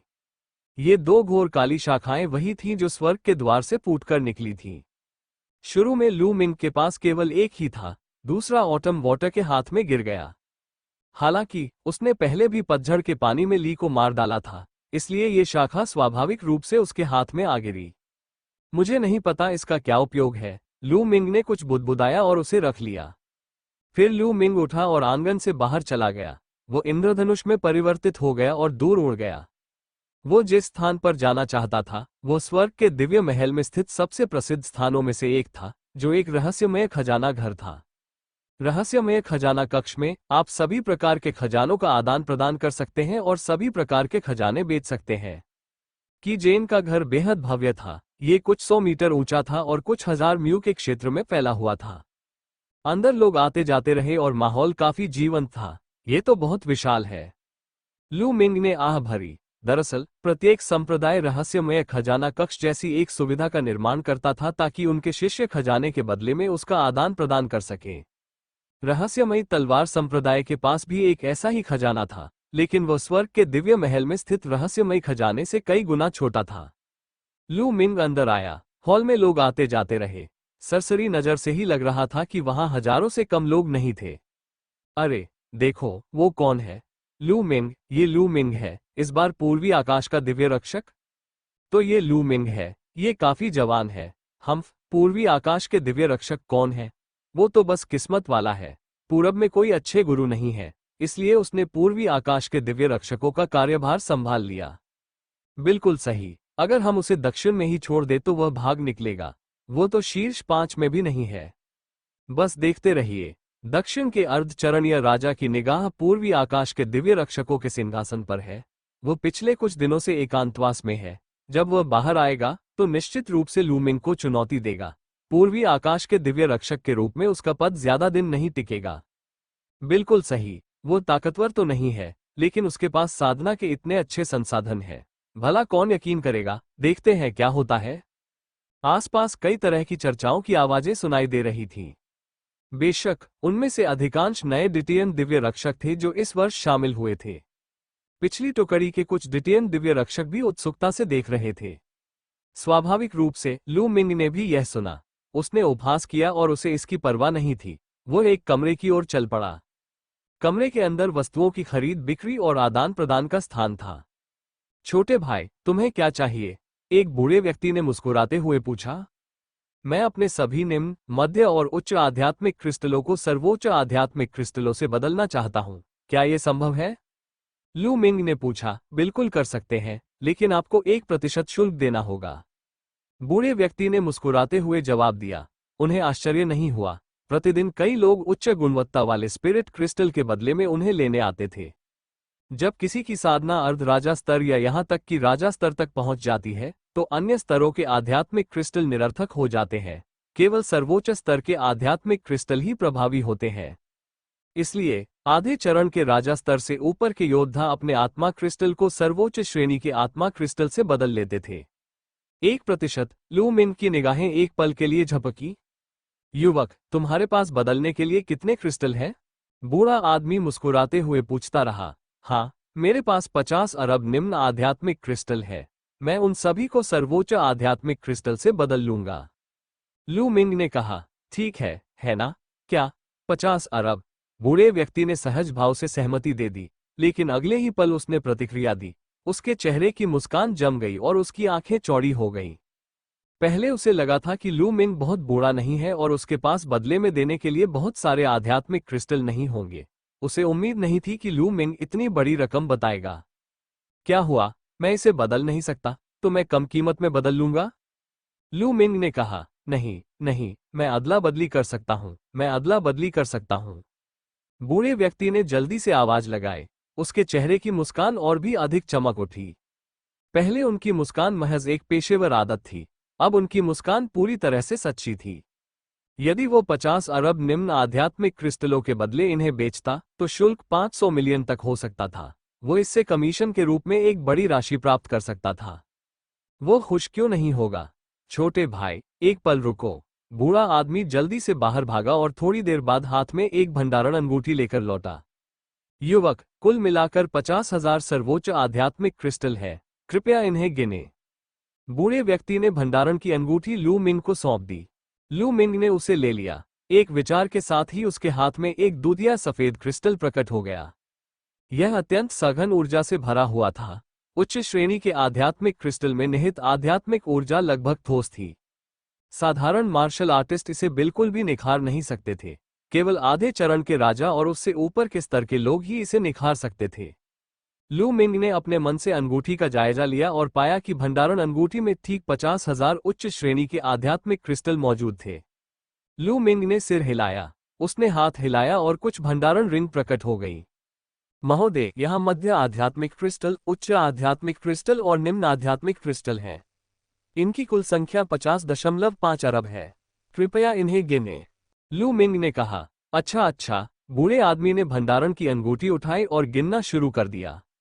लू मिंग धैर्यपूर्वक प्रतीक्षा करता रहा। बूढ़े व्यक्ति को गिनती पूरी करने में पूरे 2 घंटे लग गए। जी हाँ, ये 50.5 अरब है। बूढ़े आदमी ने सिर हिलाया और मुस्कुराते हुए उसे एक तरफ रख दिया।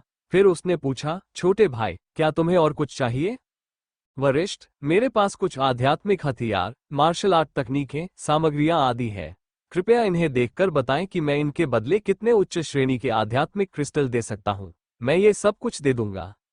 लू मिंग ने कुछ और भंडारण रिंगें निकाली। बूढ़े आदमी ने उसे लिया और ध्यान से गिना। अंत में इन वस्तुओं की कीमत लगभग 10 अरब थी। लू मिंग के पास अतिरिक्त 10,000 सर्वोच्च श्रेणी के आध्यात्मिक क्रिस्टल भी थे। बूढ़ा आदमी इतना जोर से हंसा कि उसका मुंह बंद ही नहीं हो रहा था। सीनियर, मुझे आधे चरण वाले राजा मस्तिष्क के कोर का एक बैच खरीदना है। एक कोर के लिए कितने स्पिरिट क्रिस्टल लगेंगे? लू मिंग ने पूछा। लू मिंग का इरादा राक्षसी कोर का एक बैच खरीदने और अपनी साधना को जल्द से जल्द मार्शल पूर्वज क्षेत्र के 9वें स्तर के शिखर तक पहुंचाने का था। जब किसी की साधना मार्शल पूर्वज क्षेत्र के 9वें स्तर के शिखर पर पहुंच जाती है, तो वह बल को समझने पर पूरी तरह से ध्यान केंद्रित कर सकता है। आधे चरण का राजा जानवर कोर 1 के लिए 100 सर्वोच्च श्रेणी के आत्मा क्रिस्टल, बूढ़े आदमी ने कहा। ये तो वाकई बहुत महंगा है। लू मिंग मन ही मन सोचने लगा। 100 सर्वोच्च आध्यात्मिक क्रिस्टल 100 मिलियन निम्न आध्यात्मिक क्रिस्टल के बराबर थे। वरिष्ठ महोदय, मुझे 100 रुपये दीजिए, लू मिंग ने कहा। 100? बूढ़ा आदमी हैरान था, लेकिन अभी अभी हुई घटनाओं की श्रृंखला के बाद वो पहले से ही थोड़ा सुन्न हो चुका था। फिर उसने 100 अर्धचरण राजाओं के राक्षसी कोर निकाले और लू मिंग ने 10,000 सर्वोच्च श्रेणी के आत्मा क्रिस्टल निकाले। पैसा और सामान। लू मिंग राक्षसी मूल तत्व से बहुत संतुष्ट था। उसने मन ही मन आह भरी। इसमें कोई आश्चर्य नहीं कि सम्राट स्वर्ग दिव्य महल रहस्यमय आकाश क्षेत्र के पूर्वी भाग की सबसे शक्तिशाली शक्तियों में से एक था। यदि यह प्रज्वलित सूर्य साम्राज्य या यहाँ तक कि बादल सम्राट पर्वत श्रृंखला में होता, तो अर्धचरण राजा क्षेत्र के पशु कोर को प्राप्त करना लगभग असंभव होता। लू मिंग ने राक्षसी मूल तत्व को अपने पास रखा और संतुष्ट होकर रहस्यमय खजाना कक्ष से निकल गया। पूर्वी आकाश के प्रांगण में वापस आकर लू मिंग पालथी मारकर बैठ गया और उसने अपना हाथ हिलाया। 100 राक्षसी कोर हवा में तैरने लगे। शुरू करो, खाओ, गर्जन। 9 ड्रैगनों का वंश प्रकट हुआ और वह आकाश में दहाड़ उठा। उसने अपना मुंह खोला और सांस ली। भन भन भन भन। तुरंत ही 9 ड्रैगनों की वंश परंपरा ने 5 राक्षसी कोर को निगल लिया। धमाका। 9 ड्रैगनों के वंशजों द्वारा उस राक्षसी गोली को निगल लिया गया और वह फट गई, जिससे वो निरंतर परिष्कृत हो रही ऊर्जा में परिवर्तित हो गई।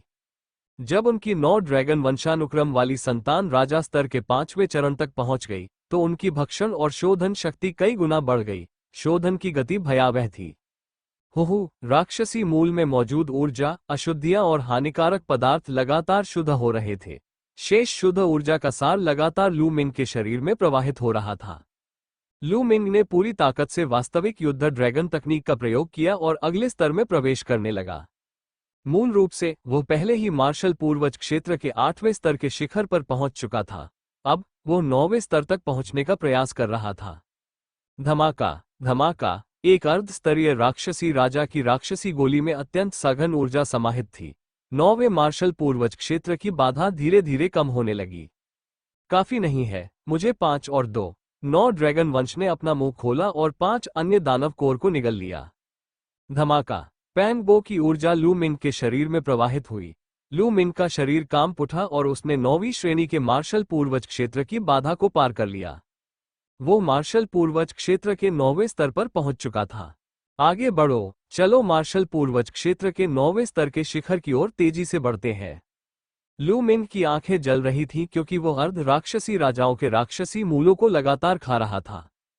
मार्शल पूर्वज क्षेत्र के 9वें स्तर पर पहुंचने के बाद अर्धचरणीय राक्षसी राजा की राक्षसी गोली उसकी साधना को धीमा कर देगी। हालांकि लू मिंग ने 100 राक्षसी कोर खरीदे थे, जो उसके भरण पोषण के लिए पर्याप्त थे। लू मिंग की साधना का स्तर लगातार बढ़ता रहा। 3 दिन बाद लू मिंग ने सभी 100 राक्षसी कोर को परिष्कृत कर लिया था। उनकी साधना भी 9वें स्तर के मार्शल पूर्वज क्षेत्र के शिखर तक सफलतापूर्वक पहुंच गई थी। इस समय लू मिंग चाहे कितनी भी कोशिश कर ले, उसके लिए कोई प्रगति करना मुश्किल होगा। इससे आगे बल की समझ थी। बल को नियंत्रित करके इरादे को समझने से व्यक्ति को स्वर्ग और पृथ्वी के इरादे के क्षेत्र का केवल एक अंश ही समझने की आवश्यकता होती थी। वो स्वर्ग और पृथ्वी के आशय क्षेत्र का उपयोग करके अपनी वास्तविक ची को परिष्कृत कर सकता था और धीरे धीरे इसे ऊर्जा के उच्च स्तर, वास्तविक मूल में परिवर्तित कर सकता था। ये प्रक्रिया अत्यंत कठिन थी। जब उसके शरीर में मौजूद अधिकांश वास्तविक ऊर्जा वास्तविक जीवन शक्ति में परिवर्तित हो गई थी, तब भी उसे स्वर्ग और पृथ्वी के संपूर्ण क्षेत्र को समझना और अपनी चेतना के सागर में उस क्षेत्र का प्रतीक चिन्ह बनाना आवश्यक था। उसके बाद भी राजा बनने से पहले उन्हें बिजली के प्रकोप की परीक्षा से गुजरना पड़ता था। एक राजा तलवार के समान था, एक दिव्य खाई के समान। इसे पार करना उतना ही कठिन था जितना स्वर्ग तक पहुंचना। असंख्य प्रतिभाशाली लोग अक्सर राजा के स्तर से आधे कदम की दूरी पर ही अटके रह जाते थे। उनमें से कई ने अंतिम चरण में इरादे के प्रतीक चिन्ह भी बना लिए थे, लेकिन बिजली गिरने की विपत्ति में उनकी दुखद मृत्यु हो गई। ऐसे कई उदाहरण थे। हालांकि एक बार जब वह मार्शल किंग के स्तर तक पहुंच जाएगा, तो उसे एक महत्वपूर्ण उपलब्धि प्राप्त होगी। न केवल उसकी युद्ध शक्ति में जबरदस्त वृद्धि होगी, बल्कि उसकी आयु भी बढ़कर 1000 वर्ष हो जाएगी। एक राजा का जीवनकाल 1000 वर्ष होता था और वह संसार में होने वाले परिवर्तनों को देख सकता था। वह प्रतिभाओं की पीढ़ियों के उत्थान और पतन को देख सकता था। दूसरी ओर ग्रैंडमास्टर अधिकतम 200 वर्ष तक ही जीवित रह सकते थे, जो आम लोगों की तुलना में बहुत अधिक नहीं था। एक राजा एक तरह से पहले ही नश्वर लोगों की श्रेणी से अलग हो चुका होता है। राजा के स्तर तक पहुंचना बेहद मुश्किल था। उदाहरण के लिए, धधकते सूरज के साम्राज्य में 1000 वर्षों से अधिक समय से कोई राजा नहीं था। कुछ मध्यम स्तर के साम्राज्यों में राजा हो सकते थे, लेकिन वे सभी निम्न स्तर के राजा होते थे। किसी एक राजा के प्रकट होने में सैकड़ों या हजारों वर्ष लग सकते थे। 2 राजाओं को अच्छा माना जाता था। केवल उच्च श्रेणी के साम्राज्यों में ही अधिक राजा होते थे। कई प्रतिभाशाली बच्चों ने युवावस्था में ही युद्ध कला के राजा बनने की क्षमता होने का दावा किया था, लेकिन उनमें से अधिकतर दावे अतिशयोक्तिपूर्ण थे। यह महज एक संभावना थी, और उनमें से अधिकांश राजा बनने की अवस्था तक नहीं पहुंच पाते। लू मिंग का अगला कदम इन दोनों प्रकार की शक्तियों में पूर्ण महारत हासिल करना था। बल के परिपूर्ण हो जाने के बाद कोई एक कदम और आगे बढ़कर इरादे को समझ सकता है। दाव ज्ञान का महल। लू मिंग की आंखों में चमक आ गई। फिर वह उठा और आंगन से निकलकर दाव ज्ञानोदय महल की ओर चल पड़ा। दाव ज्ञानोदय महल लोगों को शी को समझने में मदद कर सकता था, इसलिए स्वाभाविक रूप से उसे इसका उपयोग करना पड़ा। जल्द ही लू मिंग दाव ज्ञानोदय महल में पहुंच गया। दाव ज्ञानोदय महल के सामने 7 सफेद बालों वाले बूढ़े व्यक्ति पालथी मारकर बैठे थे।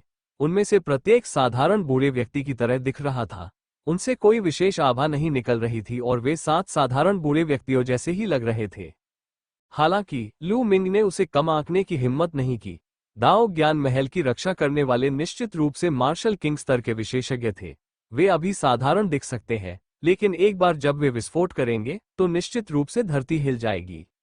वरिष्ठ, मैं दाव बोध महल में प्रवेश करके साधना करना चाहता हूं। लू मिंग ने मुट्ठी जोड़कर प्रणाम किया। जरूर, प्रतिदिन 100 उच्च श्रेणी के आध्यात्मिक क्रिस्टल। आप कितने दिनों तक इसमें शामिल होना चाहते हैं? उसने पूछा। झुर्रियों से भरे चेहरे वाले एक बूढ़े व्यक्ति ने कहा। मुझे 1 महीना चाहिए, लू मिंग ने कहा। फिर उसने 3000 सर्वोच्च आध्यात्मिक क्रिस्टल निकाले और उन्हें उस बूढ़े व्यक्ति को सौंप दिया। बूढ़े आदमी ने उसे लिया और सिर हिलाया। हाँ, 1 महीना, उसने कहा। फिर दाव ज्ञान महल के द्वार से प्रकाश की एक किरण प्रवेश कर गई। द्वार प्रकाश से जगमगा उठा और एक प्रकाश का पर्दा प्रकट हुआ। उस प्रकाश के पर्दे पर एक भंवर दिखाई दिया। दरवाजा खुला है, अंदर जाओ। याद रखना, 1 महीने बाद दाव ज्ञान महल तुम्हें समय पर बाहर भेज देगा। बूढ़े व्यक्ति ने याद दिलाया। बहुत बहुत धन्यवाद, सीनियर। लू मिंग ने मुट्ठी बांधी और आगे बढ़ा। वह भंवर में दाखिल हुआ और दुनिया घूमने लगी। अगले ही पल लू मिंग ने खुद को अराजकता के एक टुकड़े के बीच खड़ा पाया। हाँ, चारों ओर अफरा तफरी का माहौल था। न ऊपर न नीचे, सब कुछ धुंधला था। धमाका। अचानक एक कान फाड़ देने वाला धमाका हुआ। लू मिंग ने धमाके से पहले दूर अफरा तफरी में एक चमकता हुआ धब्बा देखा। हुआ लाला। अराजकता उमड़ रही थी। अनंत इरादों के क्षेत्र और स्वर्ग और पृथ्वी के नियम आपस में उलझकर एक संपूर्ण दुनिया का निर्माण कर रहे थे। यह एक ऐसा दृश्य था जो केवल तभी देखा जा सकता था जब आकाश और पृथ्वी की रचना हुई थी। स्वर्ग और पृथ्वी का सारलोक, कितना शक्तिशाली सारलोक है, कितने सारे सारलोक है। लू मिंग को ऐसा महसूस हुआ कि उसके आसपास का वातावरण स्वर्ग और पृथ्वी की विभिन्न अवधारणाओं से भरा हुआ है। अचानक ही स्वर्ग और पृथ्वी के 2 प्रकार के आशय क्षेत्र विशेष रूप से स्पष्ट हो गए और पूरी दुनिया में व्याप्त हो गए। विंड एंड फायर का यही उद्देश्य था। ये 2 प्रकार की शक्तियां थीं जिन्हें लू मिंग समझ चुका था। क्या ऐसा हो सकता है कि यहाँ अलग अलग शक्तियां या इरादे प्रकट हों, जो प्रत्येक व्यक्ति द्वारा समझे गए अलग अलग इरादों के अनुरूप हों? मार्शल सम्राट डी यी के बारे में भविष्यवाणी करना वास्तव में कठिन है। लू मिंग की आंखों में चमक आई और वो गंभीरता से सोचने लगा। मुझे इसकी परवाह नहीं है, मैं पहले इसे समझूंगा। लू मिंग तुरंत पालथी मारकर बैठ गया और एक दिव्य अवस्था में प्रवेश कर गया। उसने अपने विचारों को विस्तृत किया और आकाश और पृथ्वी के बीच वायु और अग्नि का अनुभव किया। वायु और अग्नि की अवधारणाएं अत्यंत गहन थीं। लू मिंग ने बल को समझने के लिए केवल वायु और अग्नि की अवधारणाओं का ही उपयोग किया था। सबसे पहले लू मिंग ने आग की शक्ति को समझ लिया था। आग झुलसा देने वाली, विस्फोटक और सब कुछ जलाकर राख कर देने वाली थी। यह विनाश का प्रतीक थी, लेकिन साथ ही जीवन का भी प्रतीक थी। लू मिंग का दिमाग पूरी तरह खाली था क्योंकि वो आग की शक्ति को समझने पर ध्यान केंद्रित कर रहा था। अग्नि शक्ति के बारे में उसकी समझ और बाहरी दुनिया से प्राप्त अग्नि की अवधारणा के कारण लू मिंग की अग्नि शक्ति की समझ में बहुत तेजी से प्रगति हुई थी। लू मिंग के साधना करने के दौरान समय बहुत तेजी से बीत गया। पलक झपकते ही 7 दिन बीत गए। क्लाउड एम्परर पर्वत श्रृंखला में बर्निंग सन एम्पायर का रहस्यमय तलवार संप्रदाय स्थित है। रहस्यमयी तलवार संप्रदाय के सभा कक्ष में रहस्यमयी तलवार संप्रदाय की नेता लिन जुएई, क्रिम्सन क्लाउड वैली के घाटी प्रमुख लिंग पोटियान, गोस्ट मून कृपान संप्रदाय के शांगगुआन मिंग, रहस्यमयी तलवार संप्रदाय और क्रिम्सन क्लाउड वैली के अन्य उच्च अधिकारी, हुआची और शाही परिवार के अन्य उच्च अधिकारी और यान क्वान सभी एकत्रित थे। युद्ध की स्थिति कैसी चल रही है? लिन जुएई ने रहस्यमयी तलवार संप्रदाय के सुनहरे वस्त्रधारी एक बुजुर्ग से पूछा। संप्रदाय प्रमुख, पहले की तरह ही 10 दिशाओं वाली तलवार संप्रदाय का मुख्य ध्यान रक्षा पर है। यहाँ केवल कभी कभार ही छोटे मोटे हमले होंगे। स्वर्ण वस्त्रधारी बुजुर्ग ने सूचना दी। लगता है हमारा अनुमान सही निकला। वो शातिर कियू वयांग चुनाव के नतीजों का इंतजार कर रहा होगा। अगर कियू चानकोंग एम्पायरियन स्काई डिवाइन गार्ड्स में शामिल हो जाता है तो वो एम्पायरियन स्काई डिवाइन पैलेस की शक्ति का इस्तेमाल करके हमसे निपट सकता है। लिन जुएई का चेहरा गंभीर था। जी हाँ, द्वितीयान के दिव्य रक्षक बेहद शक्तिशाली है। अगर वे हमसे निपटने के लिए कुछ मध्यम स्तर के साम्राज्यों की सेनाओं को जुटा लें तो हम बहुत बड़ी मुसीबत में पड़ जाएंगे। इसके अलावा कियू चानकोंग को एक शक्तिशाली समर्थक का समर्थन प्राप्त है। शांगगुआन मिंग ने गहरी आवाज में कहा। सभी ने आह भरी, उनके चेहरे गंभीर थे। ये सवाल पिछले 6 महीने से भी अधिक समय से सबके मन में था। अब हम केवल यही आशा कर सकते हैं कि लू मिंग सफल होगा। यदि लू मिंग द्वितीयान दिव्य रक्षक बन जाता है तो भले ही कियू चानकोंग द्वितीयान दिव्य रक्षक में शामिल हो जाए, फिर भी उसे कुछ संशय रहेगा। लिन जुएई ने कहा, द्वितीयन दिव्य रक्षकों का चयन 10 दिन पहले ही समाप्त हो जाना चाहिए था। क्या अभी तक उनसे कोई खबर नहीं मिली है? लिंग पोतियान ने चिंता से कहा, मैंने पहले ही कुछ लोगों को बादलों से घिरे सुनसान साम्राज्य की राजधानी में खबर का इंतजार करने के लिए भेज दिया है। खबर मिलते ही उन्हें जल्द से जल्द वापस भेज दिया जाएगा। लिन जुएई ने कहा, मैं सचमुच बहुत चिंतित हूं। लिंग पोतियान मुस्कुराया। वो हमेशा से ही अधीर थे और यह मामला संप्रदाय के भविष्य से जुड़ा था, इसलिए वे और भी चिंतित थे। शांत हो जाओ। अगर यह आशीर्वाद है तो यह आपदा नहीं है। अगर यह आपदा है तो आप इससे बच नहीं सकते। लिन जुएई ने कहा। हालांकि उन्होंने ऐसा कहा, फिर भी उनके मन में काफी चिंता थी। पंथ प्रमुख, हमारे पास एक खबर है। इसी समय बाहर से एक हट्टा कट्टा अधेड़ उम्र का आदमी अंदर आया और चिल्लाने लगा। यह अधेड़ उम्र का व्यक्ति सुनहरे रंग का वस्त्र पहने हुए था और स्पष्ट रूप से वो सुनहरे वस्त्र पहनने वाला एक बुजुर्ग व्यक्ति था। एल्डर फैंग, क्या द्वितीयान डिवाइन गार्ड के चयन के बारे में कोई खबर है? लिन जुएई खड़ी हो गई और घबराकर पूछा। बुरा नहीं है, अच्छी खबर है। एल्डर फैंग ने भारी मन से सिर हिलाया। कियू चानकोंग कैसा है? क्या वो द्वितीयन डिवाइन गार्ड बन गया है? लिंग पोटियन ने चिंता से पूछा। कियू चानकोंग, वो सचमुच एक द्वितीयान दिव्य रक्षक बन गया है। एल्डर फैंग ने बोलने से पहले कुछ देर सोचा। क्या कियू चानकोंग सचमुच स्वर्ग का दिव्य रक्षक बन गया? लिन जुएई, लिंग पोटियन, हुआची और अन्य सभी के चेहरे बदल गए। सबसे बुरी बात तो हो ही गई थी। कियू चानकोंग सचमुच में द्वितीयन डिवाइन गार्ड बन गया था। सभी के दिल बेहद भारी हो गए थे। खबरों के मुताबिक कियू चानकोंग को इस बार एक अप्रत्याशित लाभ मिला और वह बेहद शक्तिशाली हो गया।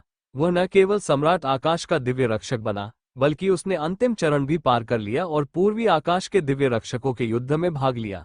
उसने सुपर क्षेत्रों में सम्राट आकाश के कई सबसे शक्तिशाली प्रतिभाशाली लोगों को हराया और अंततः पूर्वी आकाश के दिव्य रक्षकों के युद्ध में शीर्ष 3 में जगह बनाए।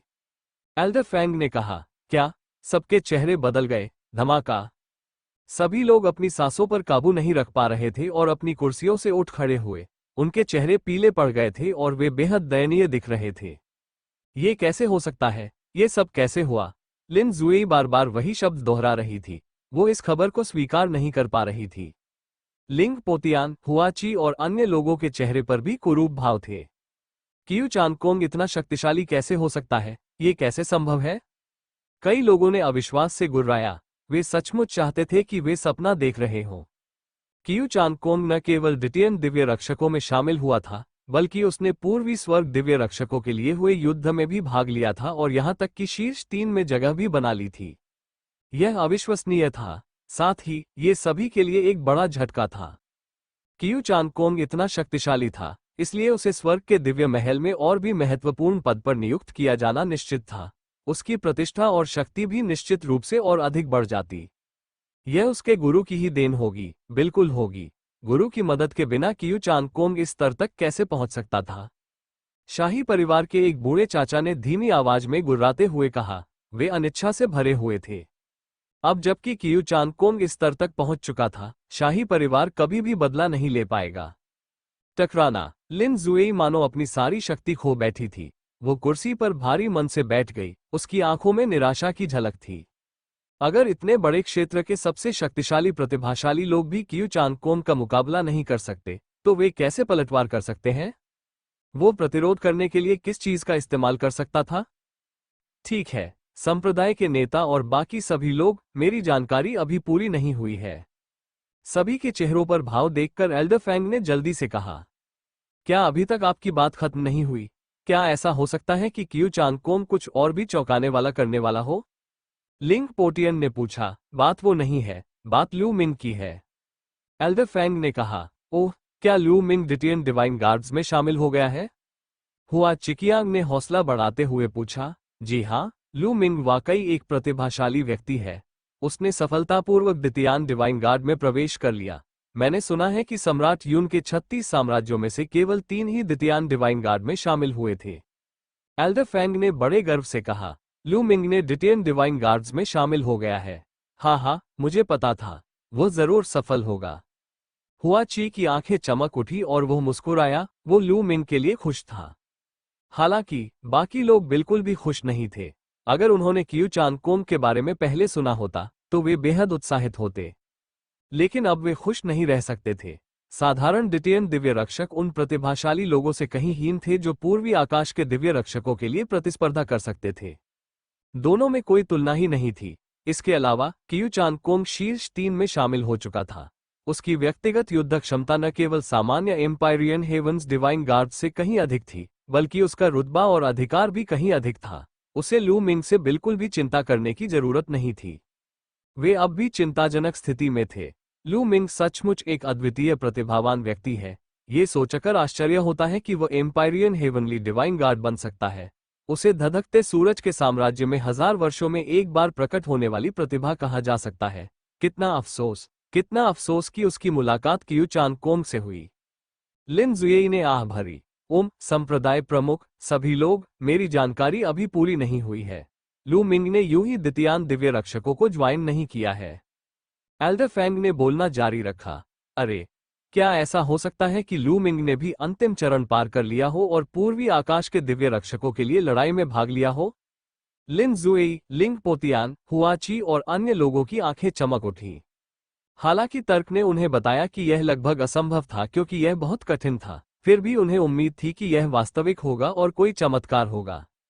पूर्वी आकाश के दिव्य रक्षकों की प्रतियोगिता में भाग ले पाना एक बड़ी छलांग थी, एक गुणात्मक छलांग। वो पूरी तरह से तियानक्सुआन क्षेत्र के पूर्वी भाग के सबसे शक्तिशाली प्रतिभाशाली लोगों की श्रेणी में शामिल हो गया था। अगर लू मिंग इस स्तर तक पहुंच जाता, तो भले ही वो कियू चांगकोंग के बराबर न होता, फिर भी वो उससे बहुत पीछे नहीं होता। उसे स्वर्ग के दिव्य महल में निश्चित रूप से महत्व दिया जाता।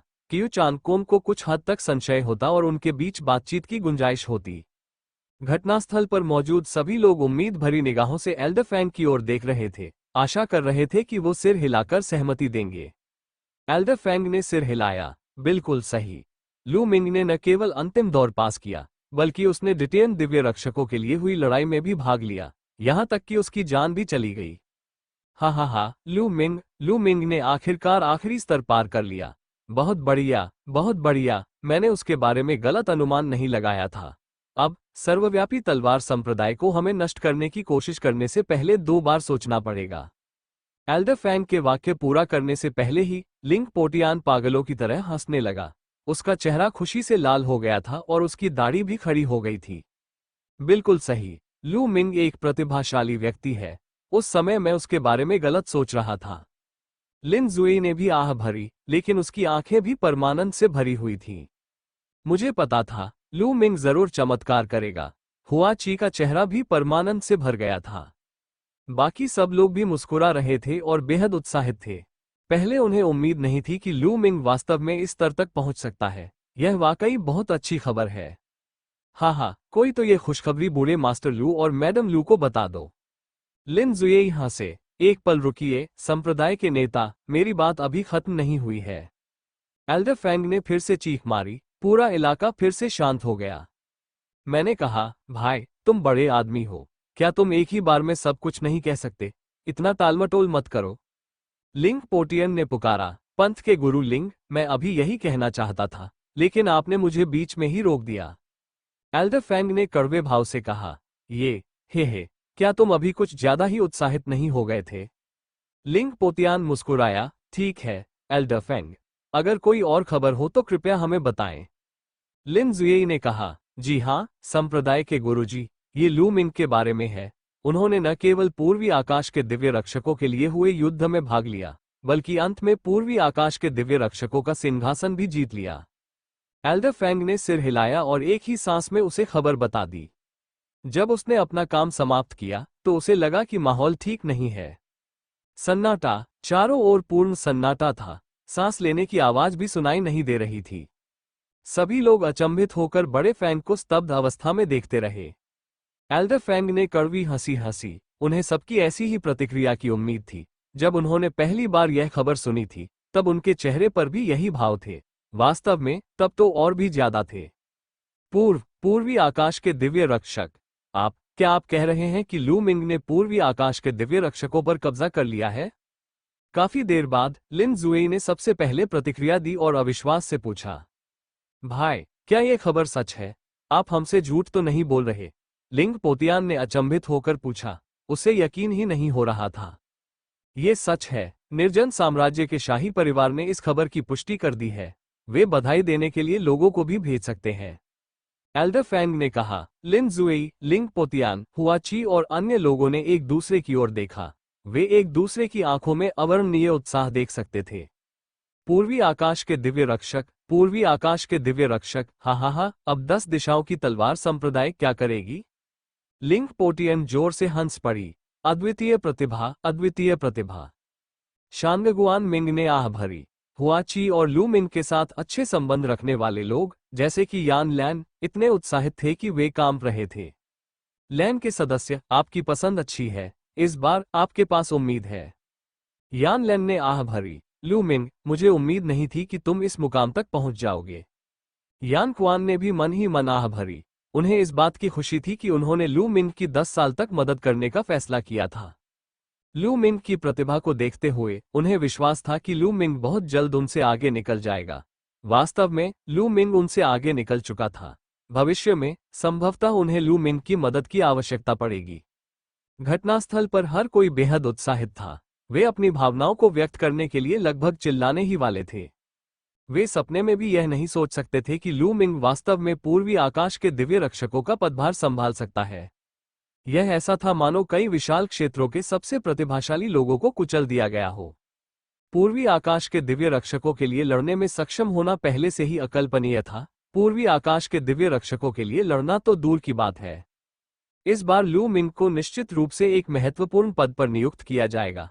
कियू चानकोंग निश्चित रूप से जल्दबाजी में कोई कदम उठाने और बनिंग सन साम्राज्य के मामलों में हस्तक्षेप करने के लिए अपनी शक्ति का दुरुपयोग करने का साहस नहीं करेगा।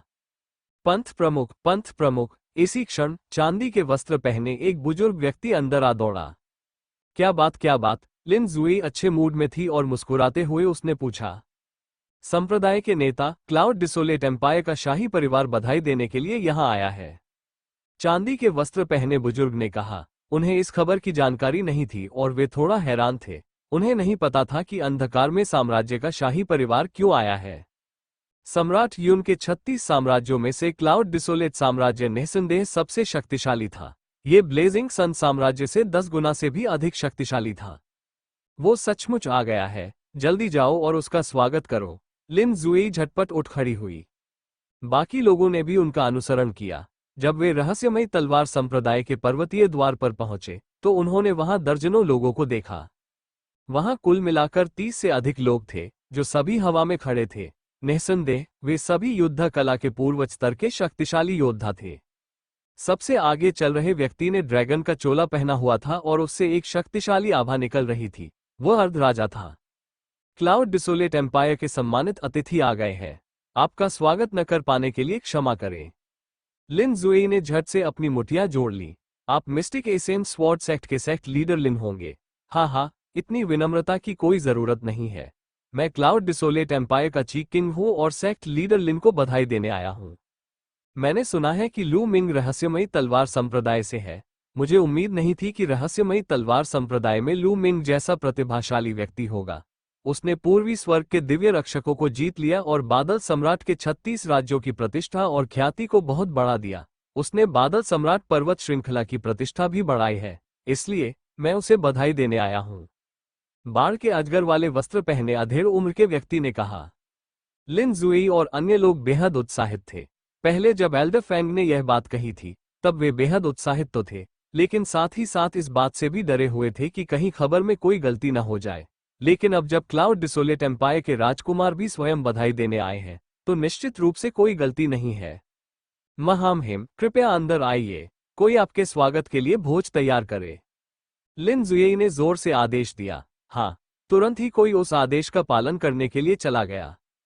साथ ही इस खबर की सूचना गुरुजी लू और श्रीमती लू को भी दे दीजिए। उन्हें अपने घर पर आमंत्रित कीजिए। याद रखिए, आपको उनका सम्मान करना है और जरा भी लापरवाही नहीं दिखानी है। लिन जुएई ने आदेश दिया। जी हाँ, चिंता मत करो, संप्रदाय प्रमुख। स्वर्ण वस्त्रधारी बुजुर्गों में से एक आदेश का पालन करने के लिए चला गया। ओह, तो लू मिंग के माता पिता भी यहाँ हैं। मैं देखना चाहूंगा कि किस तरह का व्यक्ति लू मिंग जैसे अद्वितीय प्रतिभावान व्यक्ति को जन्म दे सकता है। बादल से घिरे साम्राज्य के दाची राजा हंसे। इस अवसर को मनाने के लिए रहस्यमय तलवार संप्रदाय ने एक भव्य भोज का आयोजन किया। जब लू युनटियन और ली पिंग ने यह खबर सुनी तो वे बेहद उत्साहित और खुश हुए। ली पिंग इतनी भावुक हो गई कि उनकी आंखों से आंसू बहने लगे। रहस्यमय तलवार संप्रदाय में मनाए जा रहे उत्सव के विपरीत 10 दिशाओं वाले तलवार संप्रदाय के सम्मेलन कक्ष में तनाव का माहौल था। धिक्कार है उस लू मिंग पर। उसने पूर्वी आकाश के दिव्य रक्षकों पर कब्जा कैसे कर लिया? ये कैसे संभव है? कियू वयांग दहाड़ा, जिससे एक भयानक आभा और निर्मम हत्या का इरादा झलक रहा था। मुख्य हॉल में बाकी लोग चुप थे, कोई आवाज नहीं कर रहे थे। काफी देर बाद कियू वयांग की आवाज फिर सुनाई दी। मेरा आदेश आगे पहुंचा दो। हमारी सेनाओं को वापस बुला लो और दूर आकाश से खबर का इंतजार करो। सम्राट स्वर्ग दिव्य महल, दाओ बोध महल। हुहु, अचानक लू मिंग के शरीर के चारों ओर हवा का एक तेज झोंका आया। ये चाकू की तरह ठंडा था। भन भन, लू मिंग अचानक खड़ा हो गया। उसका शरीर कांप रहा था और वह एक भूत की तरह हवा में तैर रहा था, मानो पंख जितना हल्का हो। काफी देर बाद वह एक ही स्थान पर रुक गया। पवन की शक्ति अंततः पूर्णता तक पहुंच गई है। लू मिंग की आंखें बेहद चमकदार थीं। उनकी वायु और अग्नि शक्ति पहले से ही सर्वोच्च उपलब्धि के स्तर पर थी। दाओ ज्ञानमहल में 7 दिनों के गहन अध्ययन के बाद वे अंततः महान पूर्णता के स्तर तक पहुंच गए थे। हालांकि इससे यह भी पता चला कि दाओ ज्ञानोदय महल वास्तव में अद्भुत था। मात्र 7 दिनों में इसने लू मिंग को सफलता प्राप्त करने में मदद की। अब मैं आग की शक्ति को समझना शुरू करूंगा। फिर लू मिंग पालथी मारकर बैठ गया और आग की शक्ति को समझने का प्रयास जारी रखा। पलक झपकते ही 7 दिन और बीत गए। लू मिंग की अग्नि शक्ति भी परिपूर्ण अवस्था में पहुंच गई थी। महज आधे महीने में लू मिंग की विंड एंड फायर फोर्स पूरी तरह से अपने चरम पर पहुंच गई थी। भन भन, लू मिंग ने लंबे भाले को थामे रखा और वायु एवं अग्नि की शक्ति एकत्रित की। हल्के से झटके के साथ ही अंतरिक्ष में कंपन हुआ और एक भाले की किरण निकली, जो अज्ञात दूरी तक उड़ गई। लू मिंग के चेहरे पर संतुष्टि भरी मुस्कान आ गई। उसकी वायु और अग्नि शक्ति पूर्णता के शिखर पर पहुंच चुकी थी। लू मिंग की युद्ध शक्ति में काफी वृद्धि हो गई थी। शक्ति की पूर्णता और परिपूर्णता में बहुत बड़ा अंतर था। यह अंतर कई गुना था। वायु और अग्नि शक्ति के विलय के बाद इसकी शक्ति और भी अधिक बढ़ गई थी। इस समय लू मिंग की युद्ध क्षमता 7वें स्तर के प्रतिभाशाली व्यक्ति की क्षमता के लगभग बराबर थी। बिल्कुल सही। शुरुआत में लू मिंग पहले ही 6ठे स्तर पर पहुंच चुका था। अब वो 7वें स्तर के बेहद करीब था। मैंने 1 महीने का समय निर्धारित किया है। अभी भी आधा महीना बाकी है। ड्रैगन गॉड के 3 परम गुणों को विकसित करने के लिए पर्याप्त समय है। लू मिंग सोचने लगा। दोनों शक्तियों के चरम पर होने के कारण वह पहले से ही ड्रैगन गॉड के 3 परम गुणों को दूसरे स्तर तक विकसित कर सकता था। ठीक इसी तरह लू मिंग ने अपनी एकांत साधना जारी रखी और खुद को ड्रैगन गॉड के 3 परम गुणों की साधना में समर्पित कर दिया। दाओ ज्ञानोदय महल में उन्होंने पवन और अग्नि की शक्तियों को मिलाकर ड्रैगन देवता के 3 परम गुणों का अभ्यास किया। उनकी गति अविश्वसनीय रूप से तीव्र थी। आधे महीने बाद लू मिंग ने ड्रैगन गॉड के तीनों परम गुणों को सफलतापूर्वक दूसरे स्तर तक पहुंचा दिया। इससे उसकी युद्ध शक्ति में एक बार फिर जबरदस्त वृद्धि हुई और अब वो 7वें स्तर का प्रतिभाशाली व्यक्ति बन गया था। ये आध्यात्मिक क्रिस्टल वाकई बहुत उपयोगी थे। लू मिंग का चेहरा मुस्कानों से भरा हुआ था। इस समय 1 महीने की अवधि लगभग पूरी हो चुकी थी। लू मिंग ने दाओ ज्ञान महल छोड़ दिया और पूर्वी आकाश प्रांगण की ओर उड़ गया। कुछ ही समय बाद लू मिंग पूर्वी आकाश प्रांगण में पहुंच गया। उसने दिव्य रक्षक प्रतीक का उपयोग करके शिलालेख संरचना को सक्रिय किया और अंदर चला गया। उसे इस बात का एहसास नहीं हुआ कि दूर आकाश में एक युवक उसे अंदर आते हुए देख रहा था। लू मिंग ने साधना पूरी कर ली है और वापस आ गया है। मैं तुरंत बड़े भाई काई गो को सूचना दूंगा। युवक ने कुछ बुदबुदाया। पलक झपकते ही वो डिटियन डिवाइन गार्ड के प्रांगणों में से एक की ओर उड़ गया। लू मिंग वापस आंगन में आया और आंगन में बने मंडप में एक पत्थर की कुर्सी पर बैठ गया। उसने अपने लिए एक गिलास शराब डाली और छोटे पुल के नीचे बहते पानी को निहारते हुए धीरे धीरे उसका घूंट घूंट करके पीने लगा। वो 1 महीने से अधिक समय से एकांतवास में था। अब उसके लिए थोड़ा आराम करने का समय था। क्या मैं जान सकती हूँ कि सीनियर सिस्टर मुल्लैन कहाँ है? अगर वो यहाँ है तो उन्हें जरूर पता चल गया होगा कि मैं पूर्वी स्वर्ग की दिव्य रक्षक बन गई हूँ और वो मुझसे मिलने जरूर आएंगी। लगता है मुझे इसके बारे में पता लगाने के लिए थोड़ा समय निकालना पड़ेगा। मुझे आश्चर्य है कि बनिंग सन साम्राज्य में युद्ध कैसा चल रहा है। मुझे यकीन है कि सम्राट आकाश दिव्य रक्षक चयन के परिणाम ब्लेजिंग सन साम्राज्य को भेज दिए गए होंगे। अब जब मैं पूर्वी आकाश दिव्य रक्षक बन गया हूं तो कियू चांगकोन को जल्दबाजी में कोई कदम नहीं उठाना चाहिए। ब्लेजिंग सन साम्राज्य में युद्ध में निकट भविष्य में बहुत अधिक बदलाव नहीं होने चाहिए। सबसे परेशान करने वाली बात उसका स्वामी है। मुझे आश्चर्य है कि स्वर्ग के दिव्य महल में कौन सा महान व्यक्तित्व कियू चांगकोन का स्वामी है। लू मिंग पीते हुए सोच में पड़ गया। लू मिंग, बाहर आओ। अचानक तूफान जैसी एक जोरदार गर्जना सुनाई दी। लू मिंग की आंखों से अचानक प्रकाश की 2 लंबी किरणें निकली जो झिलमिला उठी। आखिरकार यह आ ही गया। लू मिंग के होठों के कोने एक ठंडी मुस्कान में बदल गए। फिर उसने अपने लिए एक पूरा प्याला शराब डाली और उसे एक ही घूंट में पी गया। वो खड़ा हुआ और बाहर चला गया। आंगन से बाहर निकलते ही उसने देखा कि लगभग 25 वर्ष का एक युवक हवा में खड़ा है और जलती हुई आंखों से पूर्वी आकाश की ओर देख रहा है। लू मिंग को देखते ही उस युवक की आंखें चमक उठी और वह चिल्लाया, लू मिंग, तुम 1 महीने से ज्यादा समय से कछुए की तरह छिपे हुए थे और आखिरकार सामने आ ही गए। लू मिंग, मैं तुम्हारे ऊपर अपना समय बर्बाद करने के लिए बहुत आलसी हूँ। पूर्वी आकाश के दिव्य रक्षकों का सिंहासन तुम्हारे लिए नहीं है। तुम इसके योग्य नहीं हो।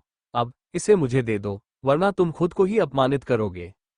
लू मिंग को देखते ही युवक चिल्ला उठा, भन भन भन भन। इससे पहले उस युवक ने इतनी जोर से चिल्लाया था कि पहाड़ की चोटी पर मौजूद अन्य द्वितीय दिव्य रक्षकों को काफी देर तक सजगता रहा। उसी क्षण एक के बाद एक आकृतियां प्रांगण से बाहर निकली और हवा में खड़ी होकर चारों ओर देखने लगी।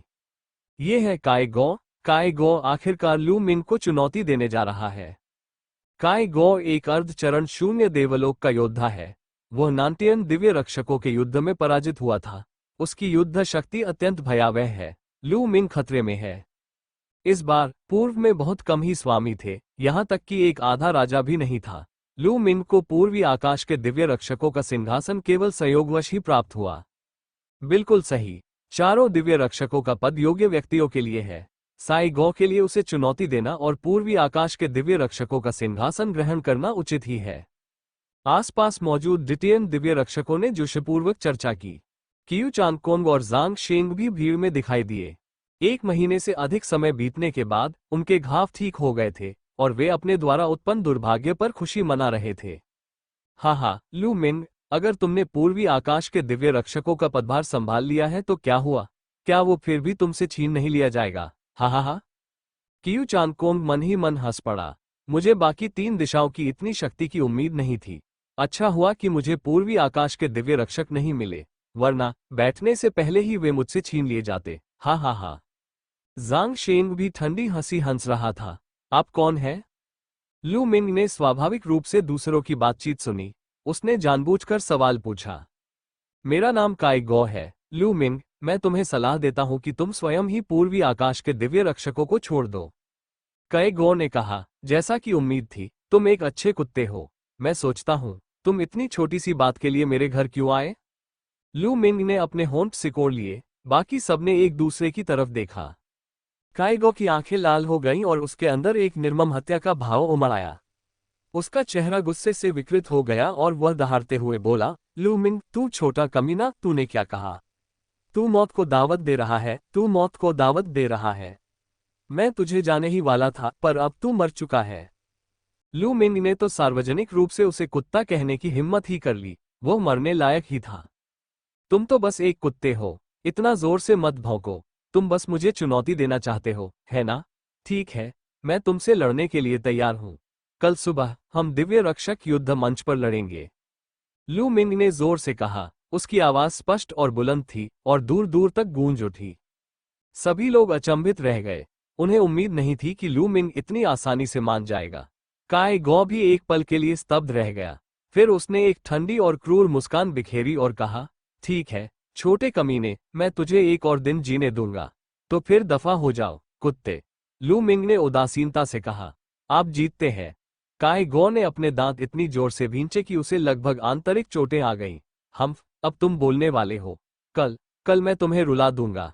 काय गौ ने दांत पीसते हुए जाने के लिए मुड़ गया।